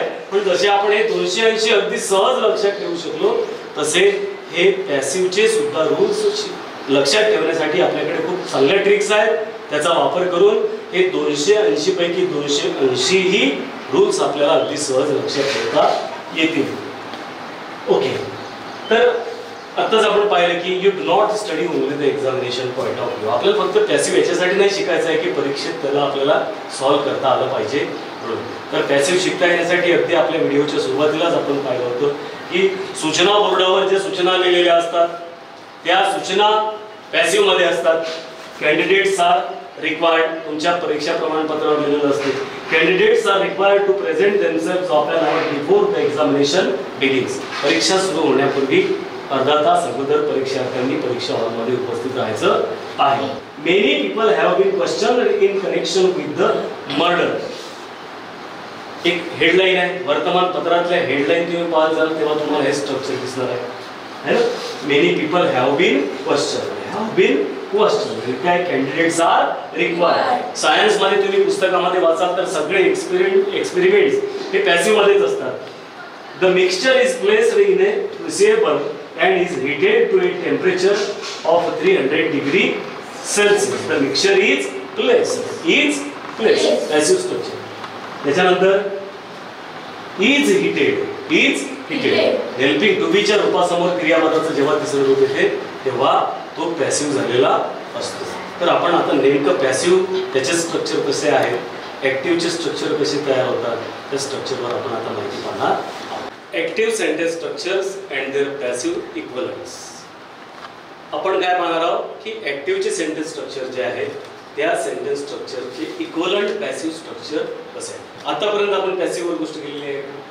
पॅसिव्हची माहिती घेतलेली आहे का? नाही. आपण अजूनही पॅसिव्हचं स्ट्रक्चर कसं असते आणि पॅसिव्ह म्हणजे नेमकं काय आहे त्याच्यामध्ये आपण काय करणार आहोत एवढं फक्त माहित झालेलं आपल्याला की पॅसिव्ह आणि ऍक्टिव्ह काय आहे, बोलण्याच्या दोन वेगवेगळ्या पद्धती. तर त्याचे स्ट्रक्चर जोपर्यंत आपण समजून घेणार नाही ऍक्टिव्हचे स्ट्रक्चर आणि पॅसिव्हचे स्ट्रक्चर याच्यामध्ये नेमकं डिफरन्स कुठे आहे, कसा आहे हे आपल्या लक्षात जोपर्यंत येणार नाही तोपर्यंत आपल्याला पॅसिव्ह करता येणार नाही. तर आपण active sentence structure and their passive equivalents, ऍक्टिव्हचे स्ट्रक्चर घेतलेलं आहे, याचेच पॅसिव्ह इक्वलंट आपण बाजूला घेतलेले आहे. पहिल्यांदा आपण ऍक्टिव्हचे स्ट्रक्चर फास्ट एकदा समजून घेऊ. Simple present, simple past, simple future, present continuous, past continuous. इथे फ्युचर कंटिन्युअस आपण घेतलेला नाही कारण फ्युचर कंटिन्युअसवर आपण पॅसिव्ह मध्ये काम करत नाही. Present perfect, past perfect, future perfect तिन्ही परफेक्ट घेतलेले आहेत. तिन्ही परफेक्ट कंटिन्युअस सोडून दिलेले आहेत. तिन्ही परफेक्ट कंटिन्युअसवर सुद्धा आपण पॅसिव्ह मध्ये काम करत नाही. त्याच्यानंतर आपण कंडिशनल घेतलेले आहे, म्हणजे ज्या ऑक्झिलरीज सोबत आपण क्रियापदाचं पहिलं रूप लावतो, असे कॅन, कुड, शूड सारखे ऑक्झिलरीज आहे ना, त्याचं वाक्यरचना एक करून दाखवली आहे. आपण 16 ऑक्झिलरीजवर काम केलेलं आहे. परफेक्ट कंडिशनल्स, कुड हॅव, शुड हॅव सारखे जे परफेक्ट कंडिशनल्स आहे अशा 5 आपल्या वाक्यरचनांवर आपण काम केलेलं आहे. तर अशा या कंडिशनल, परफेक्ट कंडिशनल आणि हे 8 कोणते काळाशी संबंधित असलेले अशा वाक्यरचनांवर आपण पॅसिव्हसाठी काम करणार आहोत. तर या 8 काळाशी संबंधित असलेल्या कंडिशनल खूप साऱ्या ऑक्झिलरीजवर आपण काम केलेलं आहे आणि त्याचप्रमाणे परफेक्ट कंडिशनलवर सुद्धा आपण काम केलेलं आहे. तर याची वाक्यरचना ज्या आहेत त्या पॉझिटिव्ह वाक्यरचना एक उजळती नजर टाकू आणि याची पॅसिव्ह करत असताना आपण नेमकं काय बदल त्याच्यामध्ये करतो, कुठे बदल करतो ते सुद्धा समजून घेणार आहोत. सिंपल प्रेझेंटची वाक्यरचना काय? Yes, subject plus verb plus object. Simple past, subject plus second form of verb plus object. Simple future, subject plus shadow is plus verb plus object. Present continuous, subject plus is am plus verb plus ING plus object. Past continuous, subject plus verb plus verb plus ING plus object. Present perfect, subject plus have और has plus past participle plus object. Past perfect, subject plus has plus past participle plus object. Future perfect, subject plus shadow is have plus past participle plus object. Conditional मध्ये can घेतलेलं आहे त्याचं subject plus can plus verb plus object. Would, should, would या सगळ्यांसोबत तुम्हाला याच प्रकारे structure तयार करता येईल. त्याचप्रमाणे perfect conditional should have, subject plus should have plus past participle plus object. अशा प्रकारे आपण वेगवेगळ्या वाक्यरचनांवर इथे काम केलेलं आहे. याचं पॅसिव्ह करत असताना आपण नेमकं काय करतो पहिल्यांदा याला समजून घेऊ. या स्ट्रक्चरमध्ये सर्व स्ट्रक्चरची सुरुवात आपण कशाने केलेली आहे? सब्जेक्ट. सगळ्या स्ट्रक्चरमध्ये एंड कशाने केलेला आहे? ऑब्जेक्ट. या प्रत्येक स्ट्रक्चरला आपण सब्जेक्टने सुरुवात केलेली आहे, प्रत्येक स्ट्रक्चरचं एंड आपण ऑब्जेक्ट मध्ये केलेला आहे. तर सब्जेक्टने सुरुवात झालेला प्रत्येक स्ट्रक्चर हे स्ट्रक्चर कशामध्ये असते? ऍक्टिव्ह व्हॉइस मध्ये. कशामध्ये असते? Active voice. आणि त्या स्ट्रक्चरला कारण याच्यामध्ये आपण त्या सब्जेक्टला डुअर ऑफ द सेंटेन्स जो आहे त्याला महत्त्व दिलेलं आहे. महत्त्व कुणाला दिलेलं आहे? Doer of the sentence. Doer of the sentence means subject. Subject त्या वाक्यातला करणार, बरोबर. आणि पॅसिव्ह करताना काय करतो की हा जो करणारा आहे डुअर ऑफ द सेंटेन्स आहे याला आपण महत्त्व देत नाही. महत्त्व कुणाला देतो? ज्याच्यावर काम झालेलं आहे त्याला. ज्याच्यावर काम झालेलं आहे त्याला. ज्याच्यावर काम झालेलं आहे त्याला म्हणजे ऑब्जेक्टला महत्त्व देतो. कुणाला महत्त्व देतो? ऑब्जेक्टला. आतापर्यंत आता काय झालं? सब्जेक्ट आतापर्यंत या 280 वाक्यरचना ज्या आतापर्यंत आपण शिकलो त्या सगळ्या वाक्यरचना ऍक्टिव्ह मध्ये आहे हे सांगितलं तुम्हाला मी. त्या सगळ्या वाक्यरचनांची सुरुवात सब्जेक्टने झालेली आहे. जिथे वाक्यरचनांची सुरुवात सब्जेक्टने झालेली असते अशा वाक्यरचना कशामध्ये असतात? ऍक्टिव्ह व्हॉइस मध्ये. आता या वाक्यरचनांना पॅसिव्ह मध्ये कन्वर्ट करायचं आहे तर या सगळ्या वाक्यरचनांमधून सब्जेक्टला आपल्याला पहिल्यांदा काय म्हणायचं आहे की बहुत तूने अब तक हीरोपंती कर लिया, अब जा चल पीछे जाके बैठ जा. आणि जो मागे ठेवलेला होता वन ऑब्जेक्ट त्या ऑब्जेक्टला काय करायचं? उचलून समोर आणायचं आणि त्याला हिरो बनवायचं. वाक्याचा हिरो कोणाला बनवायचं? ऑब्जेक्ट. म्हणजे वाक्याची सुरुवात कशाने करायची? ऑब्जेक्ट. बघा पहिलं स्ट्रक्चर आहे subject plus verb plus object. इथे आपण त्याच्या पॉझिटिव्ह निगेटिव्ह मध्ये डू किंवा डजचा वापर करत असतो. Is it right? यस. तर त्या पहिल्या सिंपल प्रेझेंटच्या वाक्यरचनेला आपण पॅसिव्ह मध्ये कन्वर्ट करताना सुरुवात कशाने केलेली आहे स्ट्रक्चरची? ऑब्जेक्ट. शेवट कशाने केला? बघा पटकन. सब्जेक्ट. म्हणजे ऑब्जेक्टने सुरुवात केली, सगळ्यात शेवटी काय लिहून ठेवला? सब्जेक्ट. त्याच्या अगोदर काय लावलाय आपण? त्याच्या अगोदर पास्ट पार्टिसिपल. एवढं स्ट्रक्चर या कोणत्याही वाक्यरचनेचं सारखंच राहणार आहे. एवढं स्ट्रक्चर म्हणजे ऑब्जेक्टनी सुरुवात, शेवट कशाने? सब्जेक्ट. याच्या अगोदर याच्या अगोदर एवढं स्ट्रक्चर सगळ्या वाक्यरचनांसाठी का? हो, सगळ्या वाक्यरचनांसाठी सारखं राहणार. फरक पुढे वगैरे पडणार आहे फक्त हेल्पिंग वर्ब. सिंपल प्रेझेंटचे हेल्पिंग वर्ब काय? हेल्पिंग वर्ब एकदा मला वाचून दाखवा. Simple present, simple past, simple future, present continuous, past continuous, present perfect, past perfect, future perfect, conditional. कॅनचं वाक्य घेतलेलं आहे म्हणून कॅन बी. शुड असेल तर शुड, वुड असेल तर वुड बी. त्याच्यानंतर perfect conditional should have been, would have been, could have been करता येईल ते.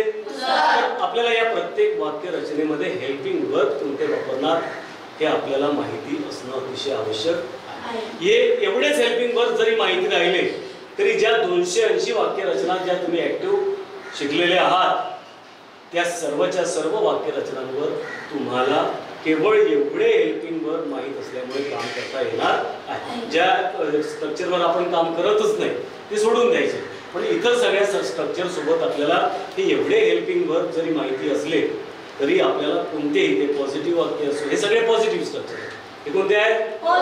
याचंच आपल्याला निगेटिव्ह करता येणार आहे, याचंच interrogative, negative interrogative, WH negative WH करता येणार आहे ना. तर अशा जेवढ्या काही याच्या वाक्यरचना परत पुन्हा आपल्याला 100 सव्वाशे करता येईल अशा प्रत्येक वाक्यरचना आपल्याला लक्षात ठेवता येण्यासाठी हेल्पिंग वर्ब किती लक्षात ठेवायची आहे फक्त इतकेच. एवढ्या हेल्पिंग वर्बवर आपण काम केलं तर आपण जवळपास मोर दॅन 100 परत पुन्हा नवीन पॅसिव्ह स्ट्रक्चरवर काम करू शकणार आहोत. तर आता आपण इथे काय पाहिले? हे ऍक्टिव्हचे स्ट्रक्चर. या ऍक्टिव्हच्या स्ट्रक्चरला आपण इकडे पॅसिव्ह मध्ये कन्वर्ट करत असताना प्रत्येक स्ट्रक्चरची सुरुवात कशाने केली आहे? त्याचा एंड कशाने केलेला आहे? अगोदर काय लावलेला आहे? अगोदर. स्ट्रक्चर प्रत्येक वाक्य रचनेचं सारखं आहे का? सारखं आहे ना. चेंज कुठे झालेला आहे? फरक कुठे पडलेला आहे? चला परत एकदा हेल्पिंग वर्ब मला सांगा. Simple present is am are is a helping verb of passive structure of simple present tense. Is it right? Passive मध्ये इझॅमार वापरतो, ऍक्टिव्ह मध्ये वापरू का? नाही. ऍक्टिव्हच्या पॉझिटिव्ह मध्ये आपण हेल्पिंग वर्ब वापरतच नाही. पण as and when you are going to convert any simple present into passive voice, positive structure in passive voice, at that time you use इझॅमार. तर सिंपल प्रेझेंटचं पॅसिव्ह स्ट्रक्चर मध्ये आपण इझॅमार वापरू as a helping verb. Simple past मध्ये simple future, present continuous, past continuous, present perfect, perfect, perfect, conditional, can be, should be, would be, may be, must be. Is it right? Yes. Should have been, would have been, may have been, must have been. Okay. So in this way हे helping verb लक्षात ठेवून आपण more than 100 पॅसिव्हचे परत पुन्हा structure आपल्याला लक्षात ठेवता येणार. काळाशी संबंधित असलेल्या ऍक्टिव्ह वाक्यरचना याच्यावरचे वाक्य आतापर्यंत आपण काय पाहिले? स्ट्रक्चर पाहिले. काय पाहिले? आता आपण डायरेक्ट वाक्य त्याच्यावर कसे तयार होतात त्याच्याकडे लक्ष देणार आहोत. आपण सिंपल प्रेझेंट पासून simple past, simple future, 2 continuous present आणि past, 3 perfect, present perfect, past perfect, future perfect, conditional आणि परफेक्ट कंडिशनल याचे वाक्य इथे करून घेतलेले आहे.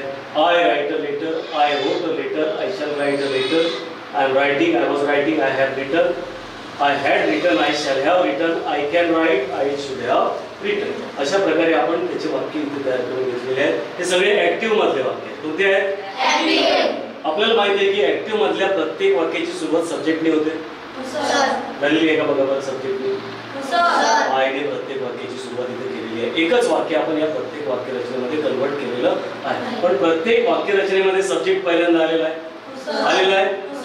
त्या सब्जेक्ट नंतर काय आलेलं आहे? Helping verb. काय आलेला आहे? आय राईट अ लेटर याच्यामध्ये जरी हेल्पिंग वर्ब लागलेलं नसलं तरी जेव्हा त्याचं निगेटिव्ह इंट्रोगेटिव्ह करतो तेव्हा हेल्पिंग वर्ब लागणारच आहे. डू किंवा डचचा आपण वापर करणार आहोत. म्हणजे हेल्पिंग वर्ब लागणार आहेच. फक्त पॉझिटिव्ह स्ट्रक्चरमध्ये आपण सिंपल प्रेझेंटच्या वापरत नाही किंवा सिंपल पास्टच्या पॉझिटिव्ह स्ट्रक्चरमध्ये हेल्पिंग वर्ब वापरत नाही. अदरवाईज कोणत्याही इतर स्ट्रक्चरमध्ये आपल्याला प्रत्येक स्ट्रक्चरमध्ये हेल्पिंग वर्बची गरज पडणार आहे. तर आय राईट अ लेटरचं मग आपण काय केलं? Simple past I wrote a letter. त्याच्यात काय केलं? इथे हेल्पिंग वर्ब लावत नाही आपण. सब्जेक्टला काय केलं? Second form of helping verb कोणतं लावलं? सेकंड फॉर्म ऑफ वर्ब, क्रियापदाचं दुसरं रूप लावलेलं आहे. I write a letter, I wrote a letter दोन्ही ठिकाणी आपण हेल्पिंग वर्ब वापरत नाही. पॉझिटिव्ह निगेटिव्ह करताना प्रेझेंट मध्ये, सिंपल प्रेझेंट मध्ये काय वापरतो? Do or does. Simple past मध्ये डिड. सिंपल फ्युचर पासून आपण ऑलरेडी आपल्या स्ट्रक्चर मध्ये हेल्पिंग वर्ब वापरतो. Is it right? तर सिंपल फ्युचर मध्ये त्याच वाक्याला आपण कसं कन्वर्ट केलं? I shall write a letter. Present continuous I am writing a letter. Past continuous I was writing a letter. Present perfect I have written a letter. Past perfect I had written a letter. Future perfect I shall have written a letter. Conditional can सोबत केलेलं आहे. Sir. Yes. I can write a letter. Should have. I should have written a letter. अशा प्रकारे या वाक्यांना आपण active मध्ये इथे तयार करून घेतलं. एकच वाक्य, त्या वाक्याला प्रत्येक वाक्य रचनेमध्ये आपण कन्वर्ट केलं. वाक्य कोणतं? एकच. त्याच वाक्याचं आपण सिंपल पास्ट केलं, त्याचंच सिंपल फ्युचर केलं, कंडिशनल पर्यंत, परफेक्ट कंडिशनल पर्यंत त्याच वाक्याला आपण कन्वर्ट केलं. पण हे सगळेचे सगळे पॉझिटिव्ह स्ट्रक्चर आहे. हे सगळे कोणते स्ट्रक्चर आहे? Positive. या सर्व पॉझिटिव्ह स्ट्रक्चरला आपण कशामध्ये कन्वर्ट केलं? पॅसिव्ह मध्ये कन्वर्ट केलं. कशामध्ये कन्वर्ट केलं? पॅसिव्ह मध्ये कन्वर्ट केलं. आता पॅसिव्ह मध्ये कन्वर्ट करत असताना आपण रूल पाहिला होता की पॅसिव्ह करत असताना आपण पॅसिव्ह स्ट्रक्चरची सुरुवात कशाने केलेली आहे? ऑब्जेक्टनी. त्याचा एंड कशाने करणार आहोत? Subjectनी. सब्जेक्टनी एंड करणार आहोत, ऑब्जेक्टनी सुरुवात करणार आहे. शेवटी सब्जेक्ट पाठवल्याच्या नंतर त्याच्या अगोदर काय लावणार आपण? त्याच्या अगोदर प्रत्येक स्ट्रक्चर मध्ये बघा अ लेटर म्हणजेच ऑब्जेक्टने इथे सुरुवात झालेली आहे. या सर्व वाक्यांना आपण याच्यामध्ये पॅसिव्ह मध्ये कन्वर्ट करून राहिलो. फक्त स्ट्रक्चर समजून घ्या की स्ट्रक्चर किती ठिकाणी सारखं राहते, बदल कुठे होतो, बदल कुठे होतो आणि किती सारखं राहणार आहे. तर अ लेटर प्रत्येक वाक्यामध्ये तुम्हाला अ लेटर दिसत आहे? प्रत्येक वाक्याला शेवटी written by me, written by me दिसत आहे का?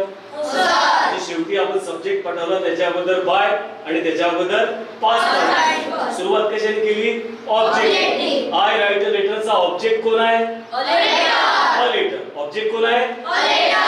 ऑब्जेक्टने सुरुवात करायची आहे, केली अ लेटरने. सगळे याच्यातच केली का? सगळे. म्हणजे सगळ्या स्ट्रक्चर मध्ये कोणतेही स्ट्रक्चर तुम्हाला पॅसिव्ह मध्ये कन्वर्ट करायचं असेल तर स्ट्रक्चरची सुरुवात कशाने करायची आहे? ऑब्जेक्टने केलेली आहे आपण इथं.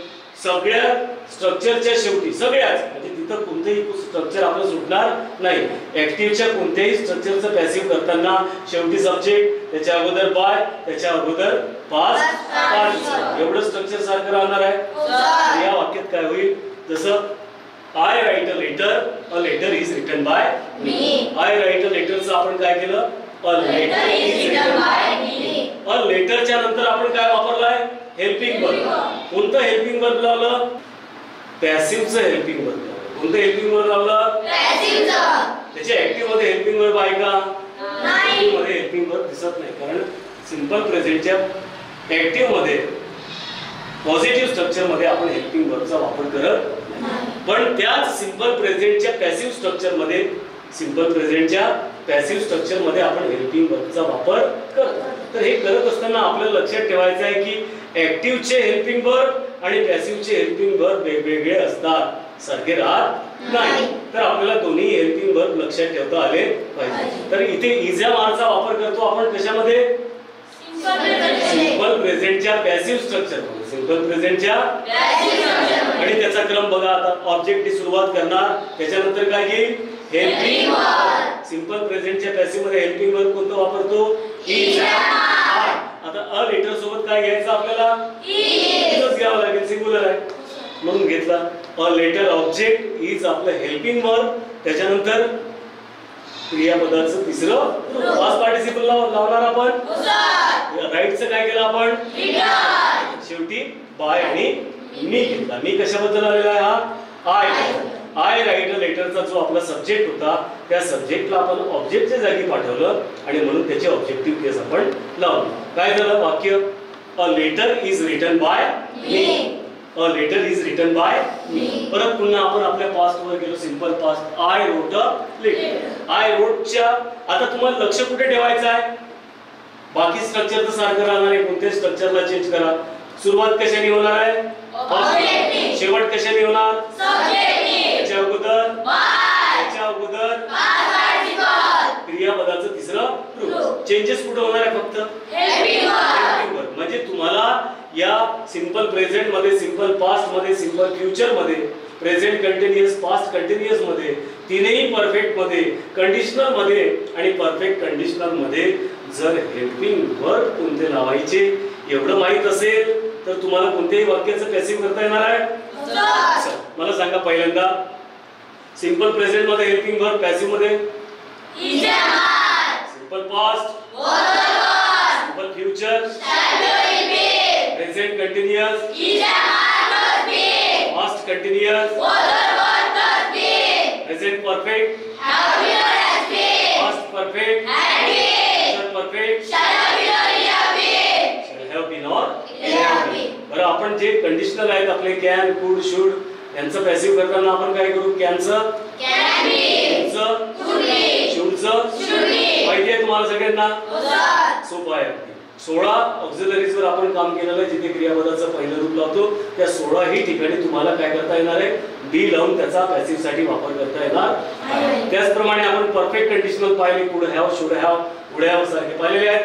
तर यांचा आपल्याला पॅसिव्ह करताना यांचं काय करायचं आहे? शुड हॅव असेल तर वुड हॅव असेल तर वुड हॅव असेल तर काय करायचं माहिती आहे?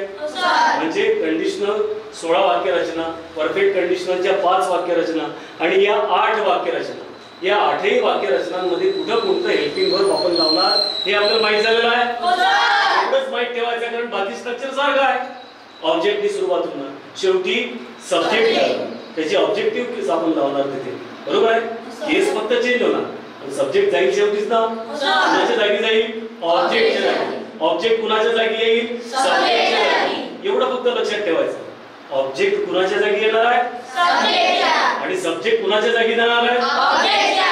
यांच्या जागा बदलवायच्या आहे. बाकी हा जो सिक्वेन्स आता आपण पाहिलेला आहे, ऑब्जेक्टची सुरुवात होणार, त्याच्यानंतर हेल्पिंग वर्ब, त्याच्यानंतर वर्ब फॉर्म आणि शेवटी सब्जेक्ट. हा जो क्रम आहे पॅसिव्हचा हा क्रम विसरायचा नाही.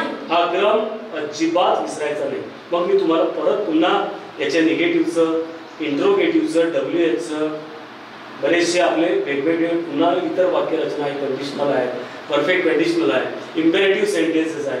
याचे आपण वाक्य रचना चेंजेस करत असताना कशा प्रकारे करणार आहोत याच्यावरचं काम करणारच आहोत. सुरुवातीला पहिल्यांदा हे जे सगळे पॉझिटिव्ह आहेत हे पॉझिटिव्ह कसे चेंज होतात तेवढं एक समजून घेऊ.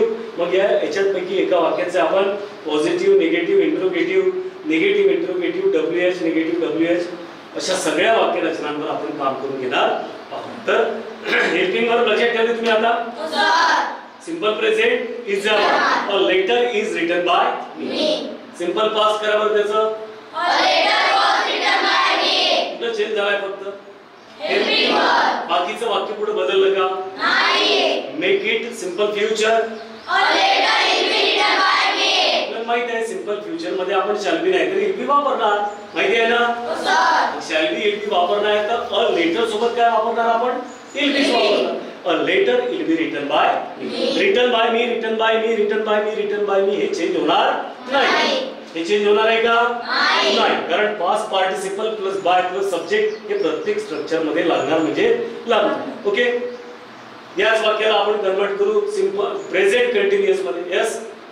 A letter is being written by me. काय लावलं? Helping verb is am are plus be.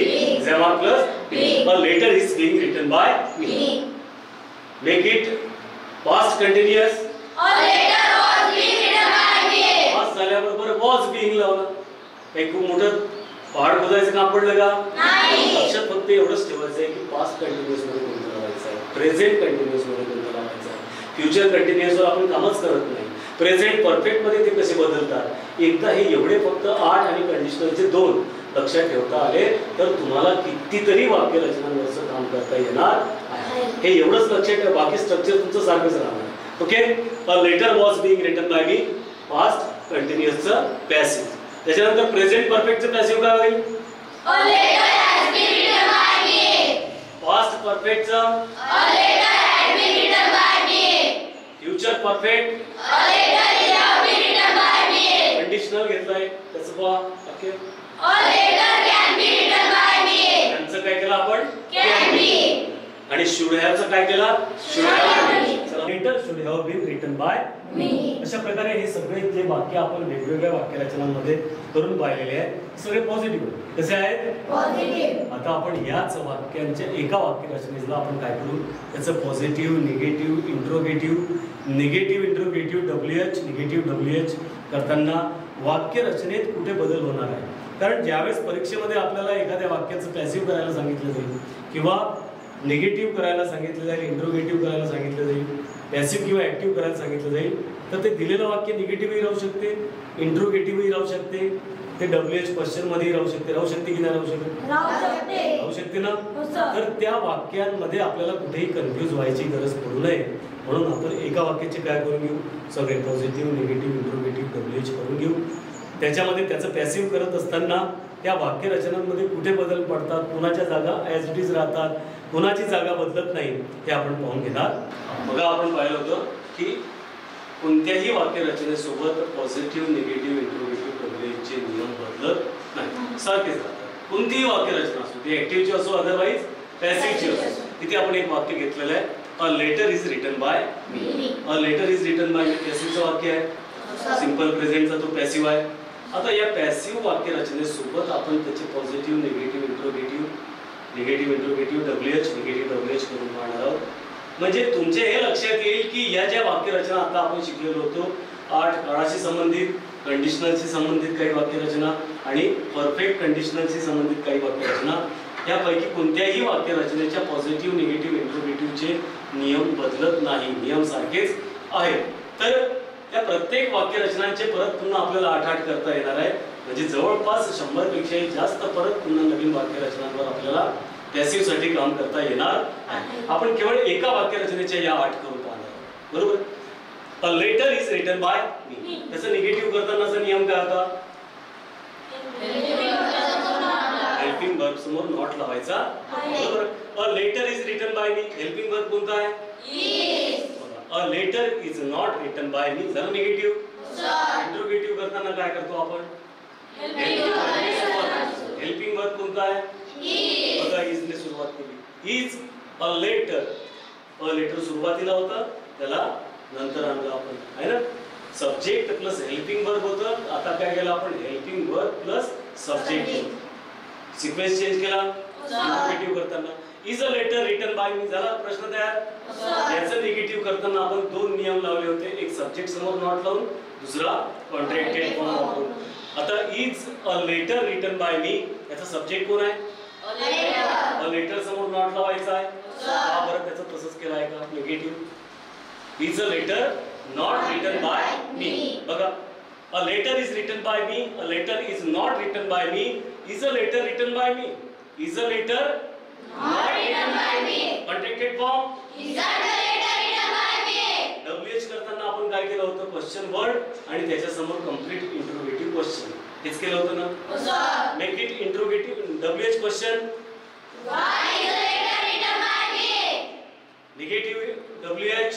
Why is the letter not written by me? Use contracted form. Why is that the letter written by me? या प्रकारे आपण एकाच वाक्यरचनेचे परत पुन्हा 8 वाक्यरचना, ज्याच्यामध्ये पॉझिटिव्हचं negative, interrogative, negative interrogative, WH, negative WH, ह्या सगळ्या वाक्यरचना आपण याच्यावरून शिकलो. पण जेव्हा तुम्हाला परीक्षेमध्ये एखादा प्रश्न विचारला जाईल त्यावेळेस तुम्हाला याचं पॉझिटिव्ह, निगेटिव्ह करायला सांगितलं जाईल का? अजिबात नाही. ते तुम्हाला करता येते, चांगली गोष्ट. करता येते ही चांगली गोष्ट आहे, ते करता आलंच पाहिजे. म्हणजे कोणतं पॉझिटिव्ह स्ट्रक्चर आहे, कोणतं निगेटिव्ह आहे, कोणत्या स्ट्रक्चरला WH म्हणायचं, इंट्रोगेटिव्ह स्ट्रक्चर कोणतं आहे, इंट्रोगेटिव्ह प्रश्न कसे असतात, त्याचे उत्तर कसे दिले जातात, ह्या सगळ्या गोष्टी माहीत असल्याच पाहिजे. पण परीक्षेत तुम्हाला याच्यातलं कोणतंही स्ट्रक्चर दिलं जाईल, स्ट्रक्चर दिलं जाईल, why is a letter not written by me. आणि असं वाक्य एकदम आल्याबरोबर तुम्ही कन्फर्म होऊन जाल, सारा असं तर आपण कधी प्रॅक्टिस नाही केली याच्यावर. Why is a letter not written by me. WH क्वेश्चनही आहे, पुन्हा निगेटिव्ह डब्ल्यूएच आहे, नॉटही याच्यामध्ये लागलेलं आहे, कॉम्प्लिकेशन्स याच्यामध्ये वाढलेले आहे ना. याचं हे तर पॅसिव्ह आहे, याचं मला ऍक्टिव्ह करायचं आहे. तर आता मी कुठं बदल करू? प्रश्न नाही पडणार का? पडेल की नाही पडेल? आपण सेम याच सेंटेन्सचे ऍक्टिव्ह सुद्धा इकडे लिहून ठेवले, बरोबर आहे. I write a letter, I do not write a letter, do I write a letter, do I not write a letter, don't I write a letter, why do I write a letter, why do I not write a letter, why don't I write a letter. केलेले आपण याचे सगळे positive, negative, interrogative दोन प्रकारे, WH, negative WH दोन प्रकारे करता येतात आपल्याला. सराव झालेला आहे. पण आता तुम्हाला जर असं वाक्याला why is a letter not written by me परीक्षेमध्ये करायसाठी आलेलं आहे, तर तुम्हाला वाटेल की आता याचं कसं करू. तुम्हाला जर हे वाक्य दिलं असतं, याचे पॉझिटिव्ह, निगेटिव्ह, इंट्रोगेटिव्ह डब्ल्यूएच करा म्हटलं असतं, तर तुम्हाला सहज करता आलं असतं. जसं तुम्ही I can write a letter एखादं वाक्य आहे, याचे पॉझिटिव्ह, निगेटिव्ह, इंट्रोगेटिव्ह करा म्हटलं तुम्ही पटापट करून टाका. कारण नियम माहिती आहे. का बरं करा? नियम माहिती आहे. I can write a letter, I can not write a letter, can I write a letter, can not write a letter, can I write a letter, why can I write a letter, why can I not write a letter, why can I write a letter, why can't I write a letter. कोणतंही structure द्या, त्या स्ट्रक्चरचं तुम्ही positive, negative, interrogative WH करू शकता. ते तुम्ही तिथं जसं करता तसं इथे तुम्ही करू शकता. कोणत्याही वाक्य रचनेचं पॉझिटिव्ह, निगेटिव्ह, कारण रूल सारखे आहे, कारण त्याचे रूल सारखे. पण परीक्षेत तुम्हाला याच्यापैकी कोणतेही वाक्य दिलं जाईल, कोणतंही एकच दिलं जाईल आणि सांगितलं जाईल हे जर पॅसिव्ह आहे तर याचं तुम्हाला काय करायला सांगितलं जाईल, ऍक्टिव्ह. मग जर why is a letter not written by me असं वाक्य आलं, तर याचं पॅसिव्ह करताना, याचं ऍक्टिव्ह करताना, हे पॅसिव्ह आहे ना, याचं ऍक्टिव्ह करताना कसं केलेलं आहे इथं बघा. एकदा नजरेनं पाहून घ्या, आपल्या डोळ्याने पाहून घ्या, कुठे बदल होणार आहे, कुठे बदल होणार नाही, दोन्ही गोष्टी आपल्याला पाहून घ्यायच्या आहेत. Why do I not write a letter. कशाचं ऍक्टिव्ह आहे हे? कशाचं आहे? सिंपल प्रेझेंटचं नाही. Why is a letter not written by me, याचं हे ऍक्टिव्ह आहे. कशाचं ऍक्टिव्ह आहे? Why is a letter not written by me. आहे की नाही आहे? सिंपल प्रेझेंटचं सांगा तुम्ही आता परत. सिंपल प्रेझेंट तर सगळेच आहे याच्यातले. हे ऍक्टिव्ह कशाचं आहे? हे सिंपल प्रेझेंटचं, हे सिंपल प्रेझेंट. कन्फ्युज नाही होणार का तुम्ही? हे ऍक्टिव्ह कशाचं आहे? Why is a letter not written by me. म्हणजे तुम्हाला हे वाक्य दिलेलं असताना त्याचं ऍक्टिव्ह करायचं आहे. आणि ते कसं करायचं आहे? या पद्धतीने करायचं आहे. बघा, या वाक्याची सुरुवात कशाने झालेली आहे? क्वेश्चन वर्डने सुरुवात झालेली आहे. Why is a letter not written by me, passive voice आहे. याचा आपल्याला आता ऍक्टिव्ह मध्ये कन्वर्ट करायचं आहे ना, करायचं आहे ना. ते कन्वर्ट करत असताना तुम्हाला सिंपल प्रेझेंट आहे, त्याच्यावर तुम्ही ओळखलं. Why is a letter not written by me, passive voice आहे, इज आर लागलेला आहे, म्हणजे काय आहे? सिंपल प्रेझेंट आहे. कार्ड तुम्ही ओळखला, पॅसिव्हही ओळखला. Is a letter not, why is a letter not written वापरलेला आहे, पास्ट पार्टिसिपल वापरलेला आहे, त्याच्यावर तुम्ही ओळखलं की हा पॅसिव्ह व्हॉइस आहे. इजही लागलेला आहे, रिटन पण लागलेला आहे. आता तुम्हाला याचं ऍक्टिव्ह करायचं आहे, म्हणजे चेंज करायचं आहे, बरोबर आहे? करायचं आहे ना. तुम्ही काय काय त्याला पॅरामीटर्स लावाल की याचं पॅसिव्ह करत, याचं ऍक्टिव्ह करत असताना हेल्पिंग वर्ब चेंज करावं लागेल. मग त्याचं ऍक्टिव्हचं हेल्पिंग वर्ब काय आहे? Do or does. लावावं लागेल ना, डू ऑर डज. पहिलं सुरुवात कशाने केली आहे तुम्ही याची? क्वेश्चन वर्डने. इकडे बघा कशी सुरुवात झालेली आहे, क्वेश्चन वर्ड. म्हणजे क्वेश्चन वर्डने तिथेही सुरुवात आहे, क्वेश्चन वर्डने इथेही सुरुवात आहे. क्वेश्चन वर्डची जागा बदलणार आहे का? नाही. क्वेश्चन वर्डची जागा बदलणार नाही. त्याच्यानंतर तिथे काय आहे? Why is. म्हणजे व्हायच्या नंतर क्वेश्चन वर्डच्या नंतर काय घेतलेलं आहे? Helping verb. काय घेतलेलं आहे? Helping verb. इथे काय घेतलं आपण? Helping verb. इथे कोणतं होतं हेल्पिंग वर्ब? इथे काय घेतलं? डू. कारण डू आपण ऍक्टिव्ह मध्ये वापरतो, इज आर कुठे वापरतो? पॅसिव्ह मध्ये. आपण तेवढंच पाठ ठेवायचं आपलं. हेल्पिंग वर्ब पाठ ठेवण्यासाठी आपण छोटे छोटे गोष्टी तयार केलेल्या आहेत, हेच पाठ करायचे आहेत. तिथे बघा, व्हाय नी प्रश्नाची सुरुवात तिथेही झाली, वाय नी इथेही सुरुवात झाली. क्वेश्चन वर्डची जागा बदलणार नाही. बदलेल का? नाही. त्याच्यानंतर हेल्पिंग वर्बची जागा बदलत आहे का? नाही. हेल्पिंग वर्बची ही जागा बदलत नाही. फक्त पॅसिव्हचं हेल्पिंग वर्ब पॅसिव्हला लागेल, ऍक्टिव्हचं हेल्पिंग वर्ब ऍक्टिव्हला लागेल. तिकडचं हेल्पिंग वर्ब इकडे आणायचं नाही, इकडचं तिकडे आणायचं. त्याच्यानंतर तिसरा नंबर कशाचा? ऑब्जेक्ट. तिथे ऑब्जेक्ट घेतलेला आहे कारण पॅसिव्ह आहे. हे काय आहे? पॅसिव्ह मध्ये आपण सब्जेक्टच्या जागी ऑब्जेक्ट आणलं होतं. त्याचं ऍक्टिव्ह करताना परत पुन्हा आपण काय करू?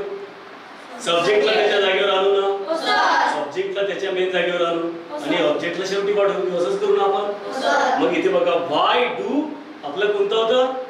सब्जेक्ट कोणता होता वाक्यात? आय होता. त्याचंच मी केलं ना आपण. Why is a letter not written by me. हे कशाचा केलाय आपण? आय. सब्जेक्टला सब्जेक्टच्या जागी आणलं आपण. व्हाय डू आय नॉट ची जागा इथेही बदलली नाहीये, तिथेही बदलली नाही. बदलली का? नाही. याच्यात आपण नॉट पर्यंत काम केलेलं आहे. जागा कुणाच्या बदलल्या नाही, ते लक्ष द्या. व्हायची जागा बदलली का? नाही. क्वेश्चन वर्डची जागा बदललेली नाही. हेल्पिंग वर्बची जागा बदलली का? नाही. याची जागा बदलली नाही. इथे आपण तिसऱ्या ठिकाणी तिथे काय होतं? पॅसिव्ह मध्ये ऑब्जेक्ट, ऍक्टिव्ह मध्ये काय आणलं आपण? सब्जेक्ट. एवढं फक्त लक्षात ठेवायचं. ऍक्टिव्ह मध्ये सब्जेक्ट आणि पॅसिव्ह मध्ये ऑब्जेक्ट. पॅसिव्ह मध्ये ऑब्जेक्टने आपण सुरुवात करणार आणि शेवटी सब्जेक्ट नेणार. ऍक्टिव्ह मध्ये आपण सब्जेक्टची सुरुवात करणार, ऑब्जेक्ट शेवटी. एवढं लक्षात ठेवता येईल? ओके.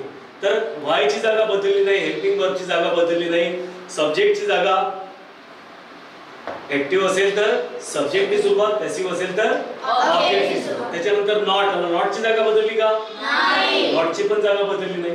म्हणजे तुम्हाला दिलेलं वाक्य हे दिलेलं असून आहे हे दिलेलं असून एक वाक्य तर तुमच्या सोबत राहणार आहे. त्याच्यात कोणाच्या जागा बदलवायच्या कोणाच्या नाही बदलवायच्या एवढं जर आपल्याला लक्षात ठेवता आलं तर ऍक्टिव्हचं पॅसिव्ह नाही करता येणार का? ऍक्टिव्हचं पॅसिव्ह करताना किंवा पॅसिव्हचं ऍक्टिव्ह करताना एक तर तुम्हाला सब्जेक्टला ऑब्जेक्टच्या जागी न्यायचं आहे किंवा ऑब्जेक्टला सब्जेक्टच्या जागी आणायचं आहे. एवढंच करायचं आहे, बाकी कोणतीच जागा बदलत नाही. आणि तुम्हाला हेल्पिंग वर्ब लक्षात ठेवायचे आहे. कोणतं हेल्पिंग वर्ब आपण कुठे वापरणार आहोत. परत पुन्हा समोर काय? Write a letter. तिथे रिटर्न अ लेटर होतं कारण ते पॅसिव्ह आहे. पॅसिव्ह मध्ये रिटर्नच वापरतो. इथे सिंपल प्रेझेंट असल्यामुळे काय केलं आपण? Write a letter. ऑब्जेक्टला शेवटी आणलं. समजलं एवढं? आता याला आपण अजूनही पॅसिव्ह नेमकं करताना आपण कोणत्या गोष्टीकडे काळजीपूर्वक लक्ष दिलं पाहिजे ते समजून घ्यायचं बाकी आहे. त्या ट्रिक्स जर आपण व्यवस्थित समजून घेतल्या तर आपल्याला कोणत्याही वाक्याचं पॅसिव्ह करता येणार आहे. म्हणजेच आपल्याला ऍक्टिव्ह सुद्धा करता येणार. To convert given sentences into active or in passive voice. एखादं वाक्य ऍक्टिव्ह मध्ये कन्वर्ट करायचं आहे किंवा पॅसिव्ह मध्ये कन्वर्ट करायचं आहे त्यावेळेस आपण कोणकोणत्या गोष्टीकडे प्रामुख्याने लक्ष दिलं पाहिजे. हा जो पाठ आता आपण इथून समोर शिकणार आहोत एवढं आपल्याला अतिशय व्यवस्थित काळजीपूर्वक लक्षात ठेवायचं आहे. पॅसिव्ह करत असताना किंवा ऍक्टिव्ह करत असताना कुठे लक्ष दिलं पाहिजे? Number 1, identify the given sentences is in active और इन पॅसिव्ह.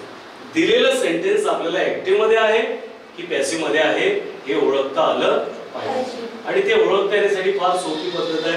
काय करायचं आहे? टू बीच्या रूपासमोर क्रियापदाचे तिसरे रूप असेल तर पॅसिव्ह, टू बीच्या रूपासमोर क्रियापदाचे तिसरे रूप असेल तर ते पॅसिव्ह आणि असं नसेल तर ऍक्टिव्ह. इतकं सोपं आहे. म्हणजे एखादं वाक्य आपल्याला पॅसिव्ह नाहीये हे जर माहित झालं तर ते वाक्य काय आहे? ऍक्टिव्ह. हे वाक्य काय आहे? दिलेलं वाक्य एकतर ऍक्टिव्ह मध्ये असेल अदरवाईज पॅसिव्ह मध्ये असेल. दोन पैकी एकच. बरोबर आहे. मग पॅसिव्ह आहे कसं ओळखायचं आहे? क्रियापदाचं तिसरं रूप आणि त्याच्या अगोदर काय? टू बीचं रूप. टू बीच्या रूपासमोर क्रियापदाचं तिसरं रूप लागलेलं असेल तर ते वाक्य कशामध्ये आहे? पॅसिव्ह मध्ये. टू बीची रूप कोणकोणती आहेत?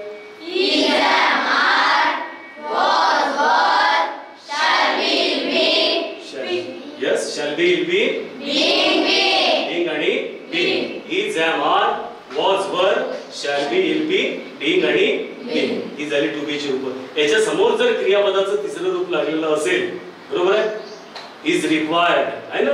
is requested, was requested अशा प्रकारचे जर वाक्य असतील टू बी च्या रूपासमोर क्रियापदाचं तिसरं रूप तर त्याला काय म्हणू आपण?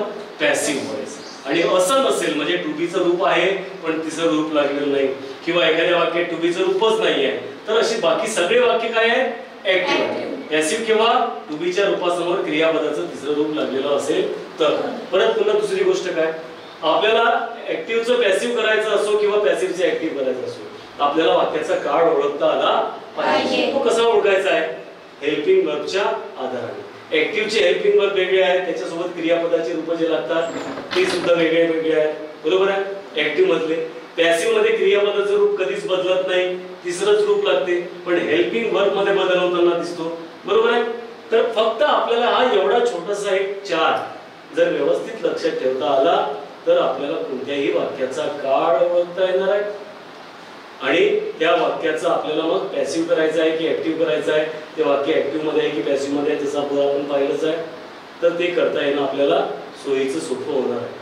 जोपर्यंत आपल्याला दिलेल्या वाक्याचा काळ ओळखता येणार नाही तोपर्यंत त्याचं ऍक्टिव्ह करायचं असो किंवा पॅसिव्ह करायचं असो कोणतं हेल्पिंग वर्ब लावायचं हे आपण डिसाईड करू शकत नाही. हेल्पिंग वर्ब कोणाचं लावायचं आहे, प्रेझेंट सिंपल प्रेझेंटचं लावायचं आहे की सिंपल पास्टचं लावायचं आहे, याच्यासाठी पहिल्यांदा वाक्याचा काळ तो ओळखता आला पाहिजे की नाही.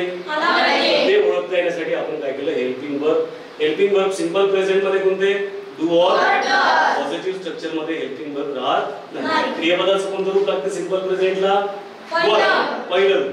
त्याच्यानंतर प्रेझेंट कंटिन्युअस याच्यामध्ये हेल्पिंग वर्ब कोणतं लावतो आपण, एग्जाम आर लावतो प्रेझेंट कंटिन्युअस मध्ये. ऍक्टिव्हच्या क्रियापदाचं रूप verb plus ING.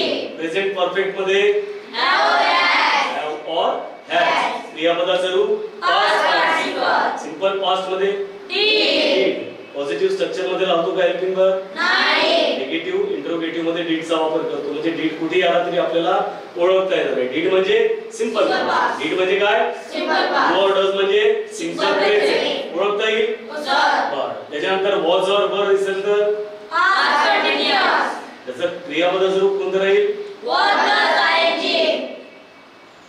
Verb plus ING. त्याच्यानंतर पास्ट परफेक्ट मध्ये हॅड. क्रियापदाचं रूप पास्ट पार्टिसिपल. कोणतीही ऑक्झिलरीज आपण नाही काय नाही future. Simple future shall read. Simple future shall read. क्रियापदाचं रूप वर. क्रियापदाचं पहिलं रूप लावू आपण आणि शॅल हॅव और विल हॅव वापरल्याबरोबर तो काय होऊन जाईल, फ्युचर परफेक्ट. काय होऊन जाईल, फ्युचर परफेक्ट. फ्युचर परफेक्ट मध्ये आपण क्रियापदाचं रूप कोणतं लावू, पास्ट पार्टिसिपल. कोणतं रूप लावणार आहोत, पास्ट पार्टिसिपल. त्याचप्रमाणे आपण इथे हेल्पिंग वर्ब पाहिलेल्या पॅसिव्हचे. पॅसिव्हचं एक साधं सोपं काम आहे की क्रियापदाचं कोणतं रूप लागणार आहे, तिसरं रूप लागणार आहे. कोणतं रूप लागणार आहे, तिसरं. क्रियापदाचं रूप कोणतीही वाक्य रचना असो कोणतं रूप राहील, तिसरं रूप. कोणतं रूप राहील, तिसरं. फक्त बदल कुठे होणार आहे, हेल्पिंग वर्ब मध्ये. सांगा, सिंपल प्रेझेंट मध्ये present continuous, present perfect, simple past, past continuous, past perfect, simple future, future perfect. कंडिशनलच्या कॅनचं काय करणार तुम्ही, शुड हॅवचं काय करणार, शुड हॅवचं, मस्ट हॅवचं करता येईल तुम्हाला. इथे क्रियापदाचं एक पहिलं रूप लागते, त्याचं कॅनचं कॅन बी, शुडचं शुड बी, वुडचं वुड बी. अशा प्रकारे कोणत्याही कंडिशनल सोबत परफेक्ट कंडिशनल सोबत आपल्याला काम करता येणार आहे, करता येणार. परत पुन्हा पॅसिव्ह करत असताना आपल्याला परत कोणत्या गोष्टीकडे लक्ष द्यायची गरज आहे. You have to identify the sequence of sentence structure. तुम्हाला स्ट्रक्चरचा सिक्वेन्स तुम्हाला आयडेंटिफाय करता आला पाहिजे. कशाचा, स्ट्रक्चरचा सिक्वेन्स. स्ट्रक्चरची जी रचना आहे त्याचा क्रम जर तुम्हाला चांगल्या तऱ्हेने माहित राहिला तर तुम्हाला पॅसिव्ह करता यायला किंवा ऍक्टिव्ह करता येण्यासाठी काहीच अडचण जाणार नाही. तर सिंपल प्रेझेंट नाही, कोणतेही पॉझिटिव्ह स्ट्रक्चर ते ऍक्टिव्हचं असो किंवा पॅसिव्हचं असो. पॉझिटिव्ह स्ट्रक्चर ऍक्टिव्हचं कसं आहे, subject plus helping verb plus verb form plus object. हे कशाचं स्ट्रक्चर आहे, ऍक्टिव्ह पॉझिटिव्ह स्ट्रक्चर. ऍक्टिव्हचं कोणतं स्ट्रक्चर आहे, पॉझिटिव्ह. त्याच ऍक्टिव्ह स्ट्रक्चरचं पॅसिव्ह स्ट्रक्चर कसं चेंज होणार आहे, बदल कुठे होणार आहे, सिक्वेन्स मध्ये कुठे गडबड होणार आहे त्याच्याकडे आपण थोडं लक्ष बघू. पहा, त्याची सुरुवात सब्जेक्टनी झाली होती, याची कशाने झालेली आहे, ऑब्जेक्टनी. या ऍक्टिव्हचा शेवट कशाने झाला होता? ऑब्जेक्टिव्ह. पॅसिव्हचा शेवट कशाने होत आहे? सब्जेक्टिव्ह. पहिली एक गोष्ट की जागा बदलणार आहे. कशाच्या? सब्जेक्टच्या जागी ऑब्जेक्ट येणार आहे, ऑब्जेक्टच्या जागी सब्जेक्ट. त्याच्यानंतर दुसरं पाहू आपण. इथे होतं हेल्पिंग वर्ब आलं होतं, सब्जेक्ट नंतर काय आलं होतं? Helping verb. इथे आपण ऑब्जेक्टनी सुरुवात केली, त्याच्यानंतर काय आलं? Helping verb. हेल्पिंग वर्बची जागा बदलली का? नाही. नाही बदलली. बरं, त्याच्यानंतर नॉट आला. इथे काय आलाय? निगेटिव्ह मध्ये नॉट आला. इथं आपण पाहतो पॉझिटिव्ह स्ट्रक्चर. ओके, तर हेल्पिंग वर्बची जागा बदललेली नाही. त्याच्यानंतर काय आहे? वर्ब फॉर्मची जागा बदलली का? नाही. फक्त काय आलं? शेवटी बाय लिहून आपण सब्जेक्ट शेवटी पाठवलेला आहे. म्हणजे सब्जेक्टच्या जागी ऑब्जेक्टला आणलं, ऑब्जेक्टच्या जागी सब्जेक्टला आणलं, बाकी इतर कुणाचीही जागा बदललेली नाही. निगेटिव्ह मध्ये आपण काय केलं ते पाहू. निगेटिव्ह मध्ये बघा, सब्जेक्ट निगेटिव्ह ऍक्टिव्ह मध्ये सब्जेक्टनी सुरुवात केलेली आहे, पॅसिव्ह मध्ये ऑब्जेक्टनी सुरुवात केलेली आहे. तो एक चेंज केला तर बाकी कुठे चेंज झालेला आहे का बघा. हेल्पिंग वर्बची जागा बदलली का? नाही. नॉट जिथे लावतो त्याची जागा बदलली का? नाही. वर्ब फॉर्मची जागा बदलली का? नाही. जागा कशाची बदललेली आहे? सब्जेक्टच्या जागी ऑब्जेक्ट आला, ऑब्जेक्टच्या जागी सब्जेक्ट आला. इंट्रोगेटिव्ह मध्ये काय फरक झाला? पण आता इंट्रोगेटिव्हची सुरुवात आपण कशाने करतो? हेल्पिंग वर्बने करतो. बघा दोन्ही याच्यात बघा, ऍक्टिव्ह मध्ये आणि पॅसिव्ह मध्ये. इथे कशाने सुरुवात झालेली आहे? Helping verb. पॅसिव्ह मध्ये हेल्पिंग वर्ब. दोन्ही ठिकाणी तर जागा बदलवतच नाही.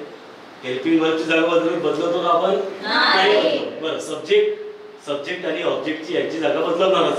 त्याचंच नाव पॅसिव्ह ऍक्टिव्ह. ओके, तर त्याची सोडून द्या. पण बाकी इतर कोणाची जागा बदलली आहे का? वर्ब फॉर्म त्याच्या जागेवर आहे, बदलला का तो? नाही. त्याच्यानंतर ऑब्जेक्ट आणि सब्जेक्ट यांची जागा आपण नेहमीच बदलत राहणार. त्याच्यानंतर एखादा WH क्वेश्चन असेल तर त्याची जागा बदलते का ते बघा. बघा, क्वेश्चन वर्ड नी ऍक्टिव्हची सुरुवात झाली, क्वेश्चन वर्डनी पॅसिव्हची सुरुवात झाली. म्हणजे क्वेश्चन वर्डची जागा बदललेली आहे का? नाही. जागा बदलली. हेल्पिंग वर्ब त्याच्यानंतर त्याची जागा बदलली का? नाही. काही ठिकाणी हेल्पिंग वर्बनी सुरुवात, फक्त हेल्पिंग वर्ब बदलणार आहे. ऍक्टिव्हचं हेल्पिंग वर्ब वेगळं राहील, पॅसिव्हचं हेल्पिंग वर्ब वेगळं राहील. बरं, त्याच्यानंतर काय? सब्जेक्ट राहणार होता ऍक्टिव्ह मध्ये, त्याचा आपण काय केलं आता? ऑब्जेक्ट. तिथं जागा बदलवायचीच आहे आपल्याला. सब्जेक्टच्या जागेवर ऑब्जेक्ट, ऑब्जेक्टच्या जागेवर सब्जेक्ट. त्याच्यानंतर वर्ब फॉर्म होता, त्याची जागा बदलली का? नाही. म्हणजे जागा कशाची बदलते, कशाची बदलत नाही. फक्त सब्जेक्टच्या जागी ऑब्जेक्ट आणि ऑब्जेक्टच्या जागी सब्जेक्ट. बाकी as according to subject. WH question जर क्वेश्चन वर्डने सुरू होणार आहे तो ऍक्टिव्ह असो अदरवाइज पॅसिव्ह असो, दोघांची सुरुवात कशाने होणार आहे? क्वेश्चन वर्डने. ना हेल्पिंग वर्बची जागा बदलणार आहे, ना वर्ब फॉर्मची जागा बदलणार आहे. जागा फक्त बदलणार कोणाची आहे? ऍक्टिव्ह.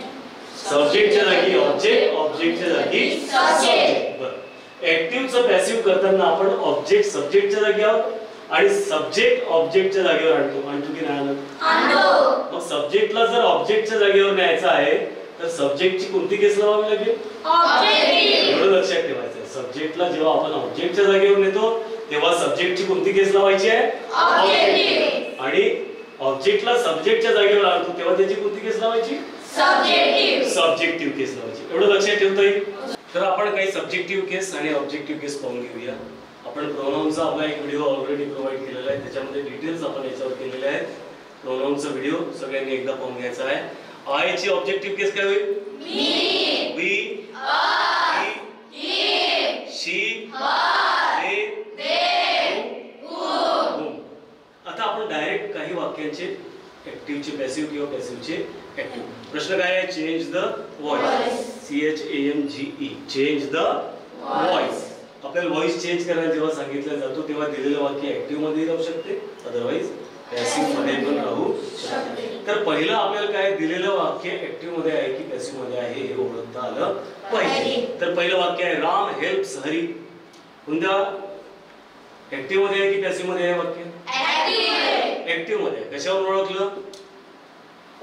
कारण पॅसिव्ह मध्ये नाहीये.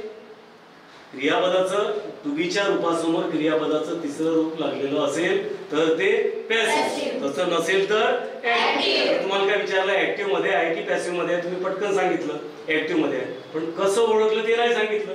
कसं ओळखलं?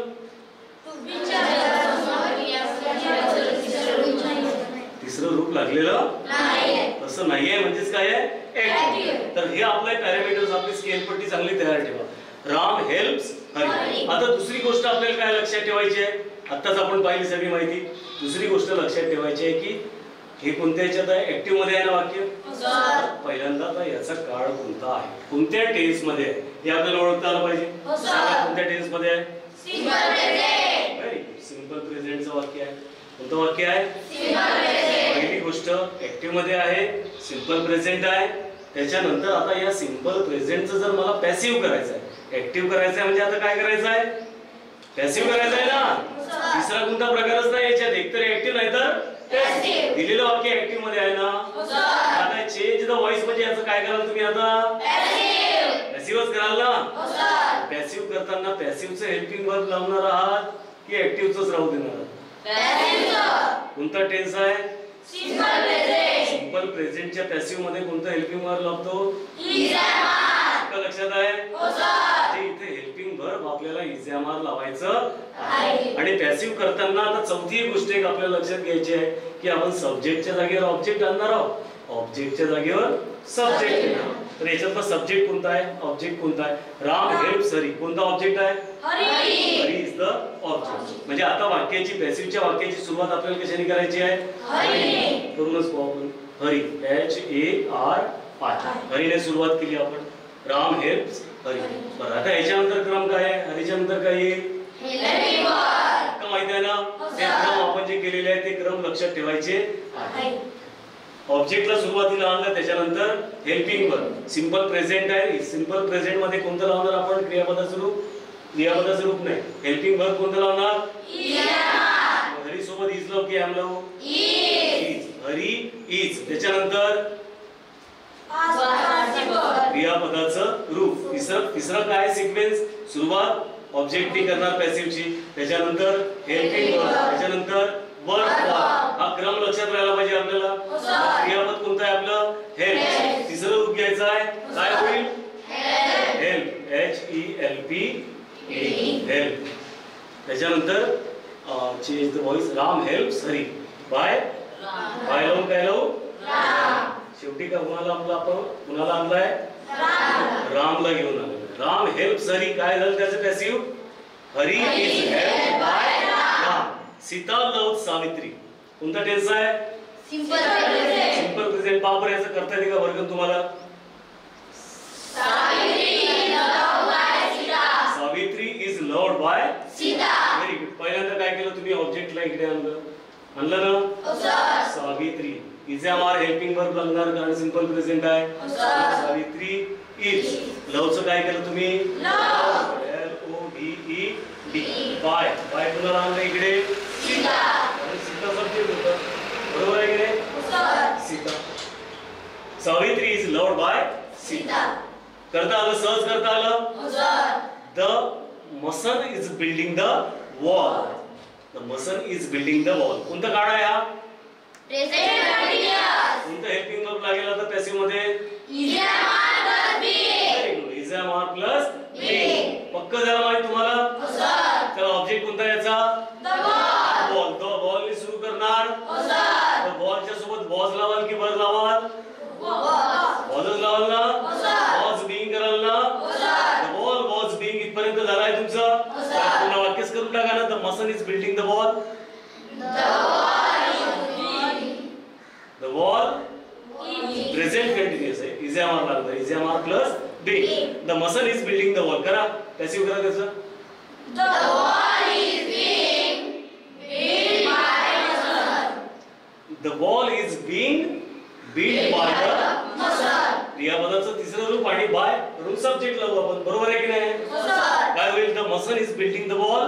The wall is being built by the machine. The wall is BEING continuous असल्यामुळे बीइंग आलाय. बॉल इज बीइंग क्रियापदाचं तिसरं रूप BUILT बिल्ड बाय द. जे काही तुमचा सब्जेक्ट राहील तो तुम्हाला समोर लिहायचा आहे. तिसरं वाक्य, चौथं वाक्य आहे, the peon open the gate. The peon open the gate. बरोबर आहे. कोणता काळ आहे वाक्याचा, सिंपल पास्ट. ऍक्टिव्ह आहे की पॅसिव्ह आहे, पॅसिव्ह करायचं आहे. सिंपल पास्टच्या पॅसिव्ह मध्ये कोणतं हेल्पिंग वर्ब होता, वर. सुरुवात कशाने कराल? ऑब्जेक्ट. ऑब्जेक्ट कोणता आहे इथं? The gate. गेटनी सुरुवात करायची आहे. हो सर. त्यानंतर हेल्पिंग वर्ब लावायचा आहे. हो सर. हेल्पिंग वर्ब कोणतं लावणार आहात? Was. The gate was. असं कराल ना? हो सर. क्रियापदाचं कोणतं रूप घेणार आहे? तिसरं. कोणतं आहे क्रियापद इथे? Open. Open. The gate was open by the peon. By the peon लिहिलं तरी चालेल, नाहीतरी चालेल. कारण इथं आपल्याला फोकस कशावर करायचा आहे? ऑब्जेक्टवर. ऑब्जेक्ट काय आहे? The gate. गेट उघडल्या गेला किंवा नाही, उघडल्या जातो किंवा नाही, त्याच्यात त्याला महत्व आहे. बरोबर आहे? कोणी उघडलं त्याला महत्व आहे का? नाही. तर आपण सध्या ते लिहून टाकू. The gate was open by the peon. करता येईल? The gate was open by the peon. Okay. Some boys were helping the bounded man. Some boys were helping the bounded man. कोणता आहे टेन्सचा? Past continuous. Past continuous. Were helping आहे, past continuous आहे. कोणता आहे? Past continuous. Past कंटिन्यूअसचे याचे active आहे की पॅसिव्ह आहे? Active. पॅसिव्ह करायचा आहे. हो सर. पॅसिव्हचे हेल्पिंग वर्ब आपल्याला माहिती पाहिजे. हो सर. काय? Was or be. was or were plus be. Past continuous was or were plus be. बरोबर आहे? पटकन सगळे याची आपल्याला माहिती पाहिजे. बरोबर आहे की नाही? हो सर. चला, सिंपल प्रेझेंट. Is am. हा, पॅसिव्हचं सांगायचं. Is am are. Very good. Simple present. Is am are. Simple past. Was or was. Simple future. Shall you will be. Present continuous. Is am are will be. Past continuous. Was or was plus be. Present perfect. Have been or has been. Past perfect. Had been. Future perfect. Shall have been or will have been. सगळे helping verb तुम्हाला माहिती आहे पॅसिव्हचे. हो sir. आणि प्रत्येकासोबत past participle लावायचा आहे. क्रियापदाचा काही प्रॉब्लेमच नाहीये. कोणताही ठोकूनच द्यायचं काम आहे. काय ठोकायचं आहे? Past participle. तर some boys were helping the bounded man. Some boys were helping the bounded man. Were helping काय आहे? हा कोणता काळ आहे? Past continuous. पास्ट कंटिन्यूअसच्या पॅसिव्ह मध्ये आपण कोणता हेल्पिंग वर्ब लावणार? Was or was be. जर वर प्लस be. सुरुवात कशाने करणार वाक्याची? Objective. ऑब्जेक्टनी करणार ना. ऑब्जेक्ट कोणत्या वाक्यातला? The wounded. Man. The bounded man was being. इथपर्यंत तर करता येईल. वर्कन हो सर. करता येईल ना? एवढंच करता येईल का पूर्णच करता येईल? पूर्ण. करता येईल ना? Some boys were helping the bounded man. Make it passive. The bonded man was being held by some boys. The bounded man was being Held. Help करावं लागेल ना. आपल्याला पास्ट पार्टिसिपल घ्यायचा आहे. हो sir. The bounded man was being help by some some boys. boys. By some Boys. some boys. They, we, you, one, someone अशा प्रकारचं जर सब्जेक्ट राहिला तर त्याचा एंड करत असताना तुम्ही नाही घेतला तरी चालेल. समवनच आहे, नाहीतरी तो अननोन आहे. समवन म्हणजे काही माहिती आहे का कोण आहे सब्जेक्ट म्हणून? नाही. त्याला सोडून द्यायचं. कसं करायचं याचं? The bounded man was being help झाला त्याचं. The bounded man was being help. जखमी माणसाची मदत केल्या गेली. Is it right? या वाक्याचा अर्थ मेन त्या माणसाची, तो जखमी माणूस जो होता त्याला महत्व दिलेलं आहे आपण. ऑब्जेक्ट आहे तो, हो सर. त्याची मदत होणं गरजेचं होतं. कोणी केली हे महत्वाचं नाही. So some boys were helping the wounded man. The wounded man was being helped by some boys. असं करू शकतो किंवा by some boys नाही लावलं तरी चालेल. शेवटचं वाक्य इथलं बघा. परत पुन्हा आपण बरेचसे वाक्य इंट्रोगेटिव्ह, WH, निगेटिव्ह या सगळ्या वाक्यांवर, इम्पेरेटिव्ह वाक्यांवर बरेचसे आपले कॅन गुड वाले वाक्य, बरेचसे आपले कॅन पुढे हाव शुडे हाव वाले जे कंडिशनल, सुपर कंडिशनल वाले जे वाक्य आहे ते सगळे वाक्य आपण करून घेणार आहोत. He will finish the work in a fortnight. He will finish the work in a fortnight. कोणत्या काळात आहे वाक्य? Simple future. सिंपल फ्युचर मध्ये. कोणत्या ह्याच्यात आहे? Simple future. Will finish. Will लागलेला आहे, क्रियापदाचं पहिलं रूप लागलेलं आहे सिंपल फ्युचर. ऍक्टिव्ह आहे की पॅसिव्ह आहे? Active. पॅसिव्ह करायचा आहे. हो सर. मग सिंपल फ्युचरच्या पॅसिव्ह मध्ये हेल्पिंग वर्ब कोणता लावतो? Shall you be. Shall be किंवा विल बी इथे लावायचा आहे. ऑब्जेक्ट शोधा पटकन. कोणता आहे object? The work. The work is the object here in this sentence. Okay? The work नि सुरुवात करू, त्याच्यानंतर हेल्पिंग वर्ब लावू आपण सरळ. हो sir. The work will be कराल का shall be कराल? Will be. The work will be क्रियापदाचं तिसरं रूप. हो sir. The work will be Finish. the work will be finished in the fortnight by the by him. हिचा काय होऊन जाईल? The work will be finished. The work will be finished in the fortnight by him. असं करा किंवा the work will be finished by him in the fortnight. असंही केलं तरी चालेल. ओके, काही कन्फ्युजन? ऍक्टिव्ह व्हॉइस पॅसिव्ह व्हॉइसवरचे आपल्याला प्रश्न वेगवेगळ्या प्रकारे विचारले जाऊ शकतात. इथे एक प्रश्न आहे, rewrite the following sentences so that the verbs will be in the active voice. Verb कशामध्ये असले पाहिजे? ऍक्टिव्ह व्हॉइस मध्ये. तर आपण याला दुरुस्त करू. He was praised by his father. कोणतं वाक्य आहे? पॅसिव्ह व्हॉइस मधलं कोणतं वाक्य आहे? सिंपल पास्ट मधलं वाक्य आहे. याचं आपल्याला काय करायचं आहे? ऍक्टिव्ह करायचं आहे. हिज फादरला सुरुवातीला आणू आपण. ओके, हिज फादरला आपण सुरुवातीला आणू. His FATH. बरोबर. याच्यानंतर काय येईल? काय येईल? सिंपल पास्ट मध्ये आहे हे वाक्य. सिंपल पास्टचं स्ट्रक्चर काय आहे आपलं? Subject plus second form plus object. ते आपल्याला आपलं स्ट्रक्चर लक्षात ठेवायचं आहे. लक्षात आलं? कोणतं? ऍक्टिव्हचं स्ट्रक्चर. मग आपला क्रियापद कोणतं आहे? त्याचं सेकंड फॉर्म घ्यावा लागेल. आहे ना? प्रेज. सेकंड फॉर्म ही प्रेजच राहील. बरोबर आहे. The father praise. PHARISPD. His father praised.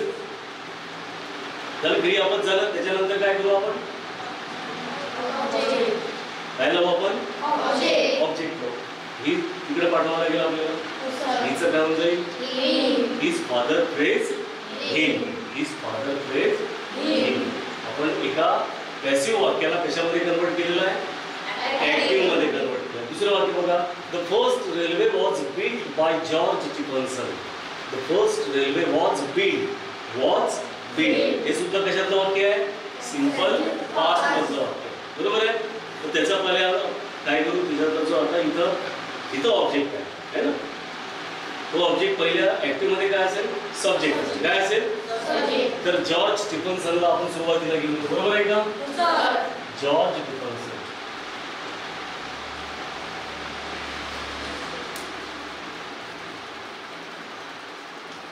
Second form of verb घ्यावा लागेल. परत सिंपल पास्टच आहे तो. आहे ना? Subject plus second form of verb plus object. हे साधं सोबत स्ट्रक्चर आहे त्याचं. George Stephenson build. काय येईल? BUILT. George Stephenson build the first railway. असं होईल याचं वाक्य. The first FIRST first RAILWAY. आपण काय करतोय? पहिल्यांदा त्याचा काळ ओळखतो. ऍक्टिव्ह आहे की पॅसिव्ह आहे? प्रश्नाच्या नुसारच आपल्याला माहित झालं की हे पॅसिव्हची वाक्य आहे. बरोबर. आता पॅसिव्हचं आपल्याला कशात करायचं आहे? ऍक्टिव्ह मध्ये करायचं आहे. तर ऍक्टिव्हचं स्ट्रक्चर सिंपल पास्ट मध्ये आहे हे वाक्य. The first railway was built by George Stephenson. कशामध्ये आहे? Simple past. आता सिंपल पास्टचं ऍक्टिव्ह स्ट्रक्चर काय आहे? Subject plus second form of verb plus object. तर आपण सब्जेक्ट घेतला जॉर्ज स्टीफन्सन. हा सब्जेक्ट आहे म्हणून त्याला पॅसिव्ह मध्ये शेवटी लिहून ठेवलं होतं. त्याला सुरुवातीला आणलं. बरोबर आहे. ऍक्टिव्हच्या जागेवर आणलं. George Stephenson. Second form of verb बिल्डचा काय होईल? बिल्टच नाही. बरोबर आहे. त्याच्यानंतर जो इथे ऑब्जेक्ट बनवलेला आहे पॅसिव्ह मध्ये त्याला आपण कुठे पाठवलं? सब्जेक्ट बनवलेला आहे त्याला आपण शेवटी पाठवलं. The first railway. काय होईल? The first railway was built by George स्टीफन्सनचं काय झालं? George Stephenson built the first railway. Okay. The teacher was pleased with the boys' work. परत एकदा was pleased. सिंपल पास्ट मधलंच वाक्य आहे. याचं आपल्याला काय करायचं आहे? ऍक्टिव्ह करायचं आहे. स्ट्रक्चर काय आहे ऍक्टिव्हचं? Subject plus second form of verb plus object. Subject कोणतं घेऊ? The boys' work. The boys' work. त्याच्यानंतर सेकंड फॉर्म ऑफ वर्ब काय घेऊ सांगा? द बॉईज वर्क आहे ना. The boys work. हा प्लीज. Very good. PLEASED. आणि इकडे आता कोणाला लिहायचं आहे? The teacher. The boys work please the teacher. TEACHER. जास्तीत जास्त वाक्य तुम्हाला सिंपल पास्ट मध्येच विचारल्या जाते, कारण सिंपल पास्टचा सगळ्यात जास्त उपयोग आपल्या टेक्स्ट बुक मध्ये झालेला असतो. Okay, the teacher was pleased with the boys word. The boy was pleased the teacher. He was taken to the hospital by his friend. परत एकदा सिंपल पास्ट आलेलं आहे. He was taken to the hospital by his friends. But his friends, कशाने सुरुवात करू? His friends. सांगा, तुम्ही सांगा आता. His friends. हा. Take to taken. काय घ्यावं लागेल? To. T double okay. His friends to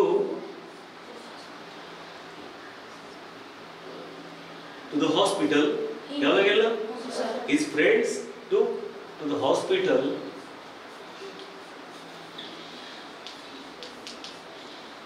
by him. His friends took to the hospital. Took him. इथं पहिल्यांदा काय घ्यावं लागेल? Him घ्यावं लागेल. काय घ्यावं लागेल? Him. His friends took him to the hospital. His friends took him to the hospital. लक्षात आलं? तर इकडे change the voice with model auxiliaries. काही मॉडल ऑक्झिलरीज सोबत आपण काम करणार आहोत. मॉडल ऑक्झिलरीज आपण पाहिलेले आहे. कॅन, कुड, should, would, should have, would have, may have अशा प्रकारचे पाहिलेले आहे. ज्याच्यासोबत क्रियापदाचं पहिलं रूप लावतो त्याच्यासोबत काय लावायचं आपल्याला? बी. कॅन असेल तर कॅन, शुड असेल तर शुड बी, वुड असेल तर वुड बी, आणि ज्याच्यासोबत हॅव लागलेला आहे should have, could have, would have यांच्यासोबत काय लावायचं आहे? बी.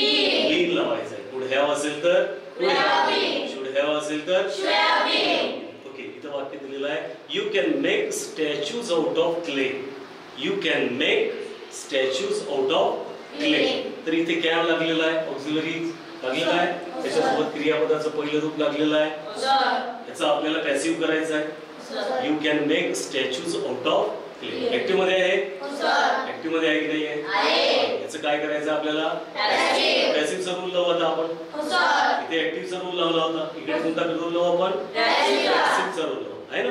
You can make statues out of clay.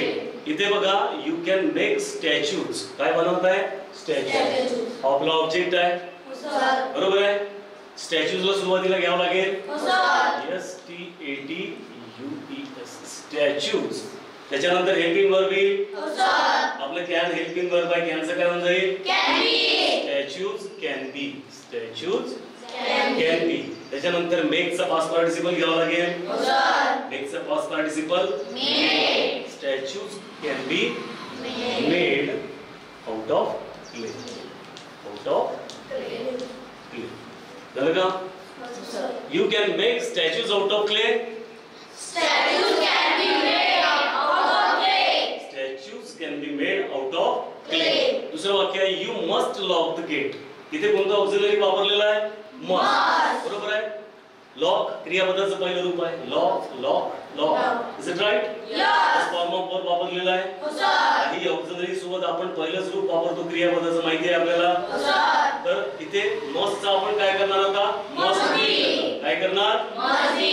Okay, the gate आपलं इथं ऑब्जेक्ट आहे. आपण सब्जेक्ट बनवू इथे द गेट. गेटच्या नंतर काय येईल?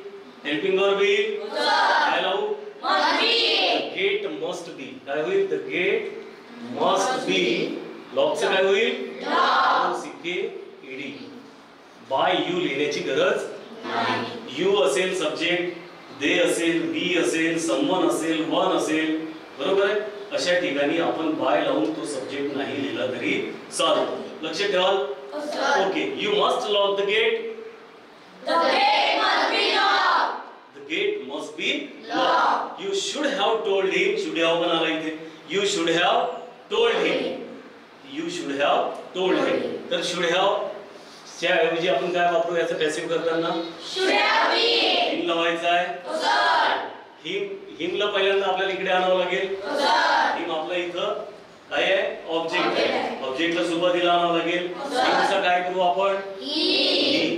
हिच्या नंतर helping verb should have been. He should have been. काय होईल? He should have been. काय होईल? Tell, told. Past participle आहे. Told. बरोबर आहे? He should have been told. You आहे लिहिण्याची गरज नाही. You should have told him, he should have been told. Very good. त्याच्यानंतर जिरंड आपण आपल्या वर्बच्या व्हिडिओज मध्ये पाहिलेला आहे. जिरंड इन्फिनेटिव्ह वर माहिती पाहिलेली आहे. बरेचदा काही वाक्य तुम्हाला असे दिलेले असतात की जिथे तुम्हाला जिरंड त्यामध्ये दिलेलं असते. अशा वेळेस आपण जिरंड साठी काय वापरतो? By that, that should construction वापरतो. कोणतं कन्स्ट्रक्शन वापरतो? जिरंड कॉम्बिनेशन मध्ये.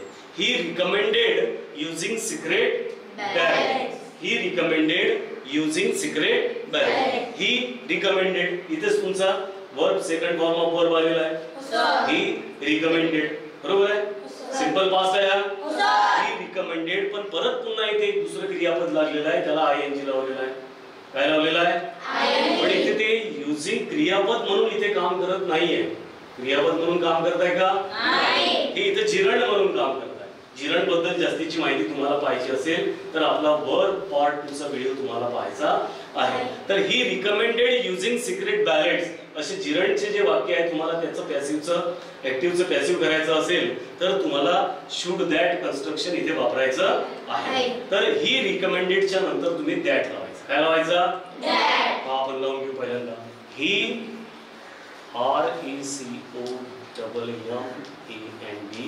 RECOMMEND he recommended that. आता उरला पार्ट कोणता आहे तुमचा? Using secret ballot. युजिंग इथे नाउन म्हणून काम करते बरोबर आहे, म्हणजे सब्जेक्ट म्हणून काम करताय बरोबर. Using secret ballot. Secret ballot तुमचा ऑब्जेक्ट आहे ना. तर ऑब्जेक्टला तुम्हाला सुरुवातीला आणावं लागेल secret ballots. Yes ECRET secret BALLET. Should be. शुडचं नुसतं शुड लावायचं नाही. काय लावायचं आहे? Should be. युजिंगचं काय करा? पास्ट पार्टिसिपल लावा. यूज. USED. कसं झालं वाक्य आपलं हे? He recommended using secret ballots. त्याचं काय केलं तुम्ही?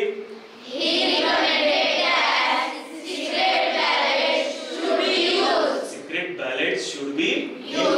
कधी लक्षात ठेवायचं की जिथं तुम्हाला जिरंड दिलेलं आहे बरोबर आहे, इथं वर्क फॉर्म तर इथंच आलेला आहे, परत पुन्हा यूज वापरायची गरज काय पडली तर ते कशासाठी वापरलेलं आहे? ऍज ए जिरंड म्हणून वापरलेलं आहे. ओळखता येईल का? ओळखता येईल है ना. ही रिकमेंडेड युजिंग सिक्रेट बॅलेटचं काय केलं आपण? ऍक्टिव्ह म्हणजे पॅसिव्ह कसं केलं त्याचं? He recommended that secret ballots should be use. परत एक आहे ही प्रपोज मेंटेनिंग रेकॉर्ड. इथं मेंटेनला मेंटेनिंग केलेलं आहे. क्रियापद तर पहिलेच वापरलाय, प्रपोज वापरलेला आहे ना. परत पुन्हा क्रियापदाला आयएनजी लावून वापरला म्हणजे याचा उपयोग कसा म्हणून झालेला आहे? जिरंड म्हणून झालेला आहे. आता परत पुन्हा त्याला आपण कोणतं कन्स्ट्रक्शन वापरू? Should that construction. Should that म्हणजे दॅट लावायचा पहिले, त्याच्यानंतर शुड बी लावायचा. एवढं लक्षात ठेवायचं. ओके. ही प्रपोज दॅट होईल पहिल्यांदा असं. ही proposed that maintains record आहे. तर काय कराल तुम्ही?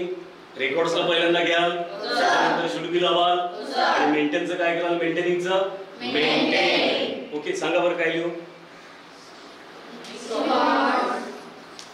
Records should be maintained.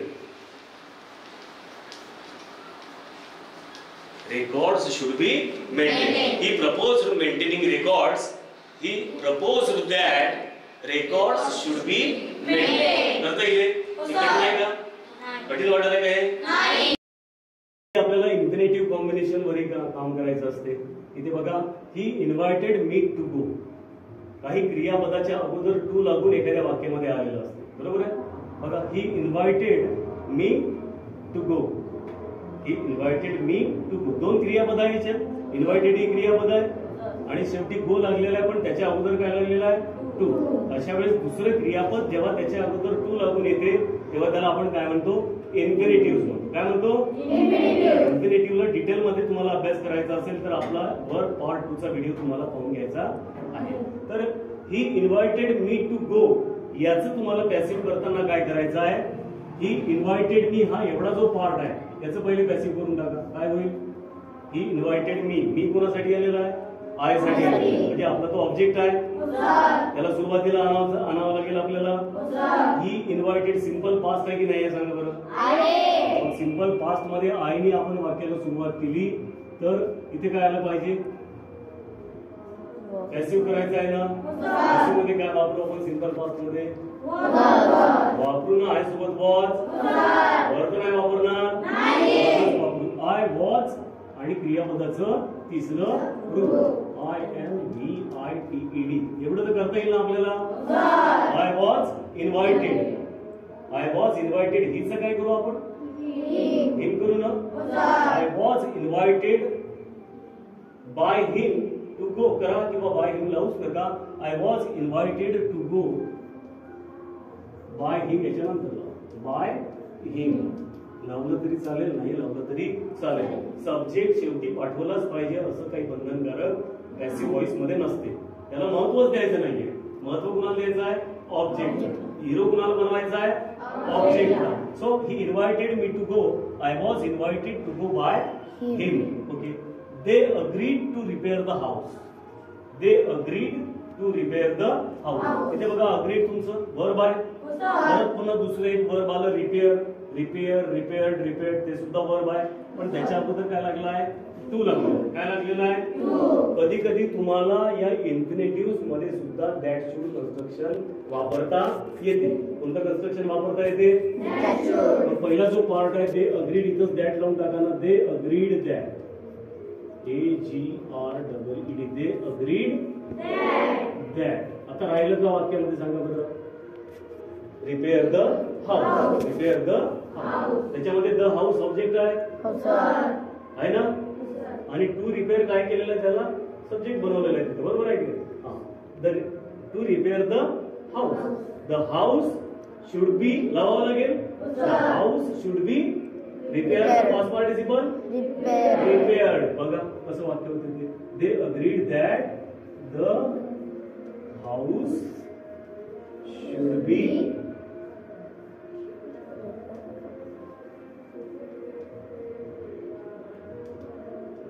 काय झालं they agreed that the house should be repaired they agreed to repair the house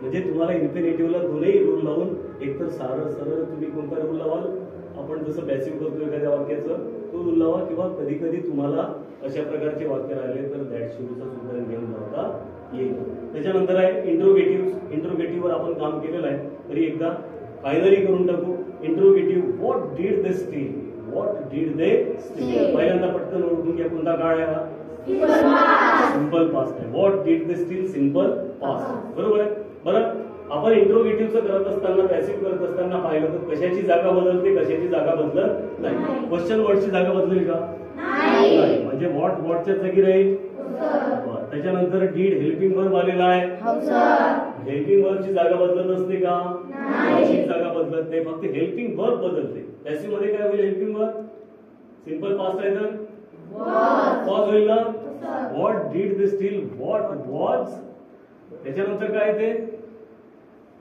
डेला तर इकडे पाठवावं लागेल आपल्याला पाठवावं लागेल ना मग इकडे कोणाला आणायचं आहे ऑब्जेक्ट बरोबर आहे इकडे कोणाला आणायचं आहे ऑब्जेक्टला बरं इथं ऑब्जेक्ट तुम्हाला दिसत आहे का कोणी नाही दिसत आहे मग काय कराल तुम्ही स्टीलला तर इकडे घेऊन या व्हॉट वॉज स्टोलन STOLE झालं एवढंच झालं बाकी काय बाय देम पाठवायची गरज व्हॉट वॉज स्टोलन प्रश्न आहे तो व्हॉट वॉज स्टोलन क्वेश्चनचा क्वेश्चनच राहील त्याचा क्वेश्चन मार्क कायम राहील एखाद्या प्रश्नाचं पॅसिव्ह करत असताना तो सुद्धा प्रश्नच राहतो एवढं लक्षात ठेवायचं काय होईल व्हॉट डिड दे स्टीलचं काय होईल what was who painted it कोणतं काळ आहे का सिंपल पास्टच आहे हू पेंटेड इटचं आपल्याला पॅसिव्ह करायचं आहे बरोबर आहे हुची जागा बदलेल का हुची जागा बदलणार सिंपल पास्ट आहे ना सिंपल पास्ट आहे ना तर मग काय येईल तर हेल्पिंग वर्ब वॉज येईल ना की नाही हू वॉज इटला आपण इकडे घेऊ पहिल्यांदा Who was it painted? कसं होईल याचं? Who was it painted? PAINTED.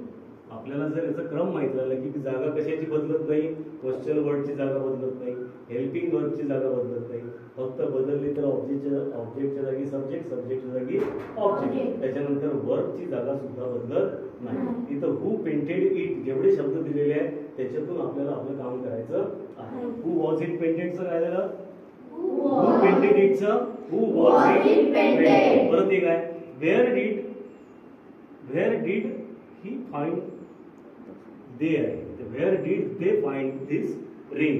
Wear did they find this ring? हा प्रश्न आहे, सिंपल पास्ट मधलाच आहे. परत एकदा where did they find this ring. आता या प्रश्नाला तुम्हाला काय करायचं आहे? पॅसिव्ह मध्ये करायचं. कशामध्ये करायचं आहे? डीड आहे म्हणून हा ऍक्टिव्ह मध्येच आहे. पॅसिव्ह मध्ये वेअरची जागा बदलेल का? नाही बदलणार. वेअरच्या जागेवर आपल्याला माहित असल्यामुळे या जागा आपण बदलवणार नाही. त्याच्यानंतर हेल्पिंग वर्ब येईल. डीडची जागा कोण घेईल? वॉज घेईल. सिंपल पास्ट असल्यामुळे वेअर वॉज. त्याला तिकडे पाठवायचं आहे. इकडे कोणाला नाव आपण? This ring. कोणाला आणू? दिस रिंग इथं ऑब्जेक्ट आहे. Where was this ring? Where was this ring? फाइंडचं काय होईल? हेल्पिंग वर्ब नंतर क्रियापद घेऊ आपण. कोणता आहे क्रियापद आपलं? फाइंड. फाइंडचं पास्ट पार्टिसिपल फाउंड. FOUND. काय झालं? Where was this ring found. They असेल तर त्याचा देन लावण्याची पद्धत नाही. पण झालं इथंच क्वेश्चन मार्क देऊन टाकायचं. काय होईल? Where did they find this ring? Where was this ring found. त्याच्यानंतर काही इम्पेरेटिव्ह सुद्धा तुम्हाला येऊ शकतात. आज्ञार्थक वाक्य येऊ शकतात ना. इम्पेरेटिव्ह म्हणजे डू द वर्क. कोणाला तरी काहीतरी आज्ञा देत आहोत, आपण काहीतरी सांगत आहोत, कोणाला काहीतरी विनंती करत आहोत, अशा वाक्यांना आपण काय म्हणतो? इम्पेरेटिव्ह म्हणतो. बरोबर आहे? Do the work. बरोबर आहे? या डू द वर्क याला आपल्याला काय करायचं आहे? पॅसिव्ह करायचं. कोणत्या काळात आहे do the work? Simple present मध्ये आहे. हेल्पिंग वर्ब कोणतं लागेल? लागेल ना. Do the work. द वर्कला पहिले घ्यावं लागेल आपल्याला. The work. Do the work. The work is done. डूचा काय होईल? बस झालं. जेवढं दिलेलं आहे तेवढं काम करायचं. Do the work. नाही, इथं आपल्याला एक नवीन रूल आहे. याचा कोणता रूल आहे? तो रूल्स आपल्याला समजून घ्यायचा असतो. कुठे? इथे लेटचा रूल लावायचा आहे. कोणता रूल लावायचा आहे? लेटचा. डू द वर्क इम्पेरेटिव्ह करताना add let and be. Let आणि बीचा अशी इम्पेरेटिव्हची वाक्याची पॅसिव्हची सुरुवात कशाने करायची आहे? लेट. कशाने करायची आहे? Let. LET. Let the work. Let the work. आणि याच्यानंतर लावायचा बी. याच्यानंतर काय लावायचा? Let the work be. डूचा काय होईल? Done. DON. Done. Do the work. Let the work be done. Close the gate. आता याचं सांगा तुम्ही कसं करायचं? Close the gate. लेटने सुरुवात करू. Let the gate. Yes, very good. Be. क्लोजचा close. Let the gate be. CLOSED. Let the gate be close. Okay. तर इथे आपण आपला हा व्हिडिओ थांबवूया आणि याच्यानंतर लगेच आपण डायरेक्ट आणि इनडायरेक्टचा परत एक छानसा व्हिडिओ घेऊन येणार आहोत. तर साधारणतः आपल्या 8व्या 9व्या 10व्या वर्गाच्या ग्रामरशी रिलेटेड सगळे व्हिडिओज आपण आपल्या गो विथ स्ट्रक्चर या चॅनलवर घेऊन येणार आहोत. सगळ्यांना आपले सर्व जे व्ह्यूअर्स आहेत त्यांना आपल्याला रिक्वेस्ट करावी लागेल की अजूनही आपण गो विथ स्ट्रक्चर हे चॅनल सबस्क्राईब केलेलं नसेल तर ते चॅनल सबस्क्राईब करा आणि परत असेच नवनवीन व्हिडिओ बघत राहा.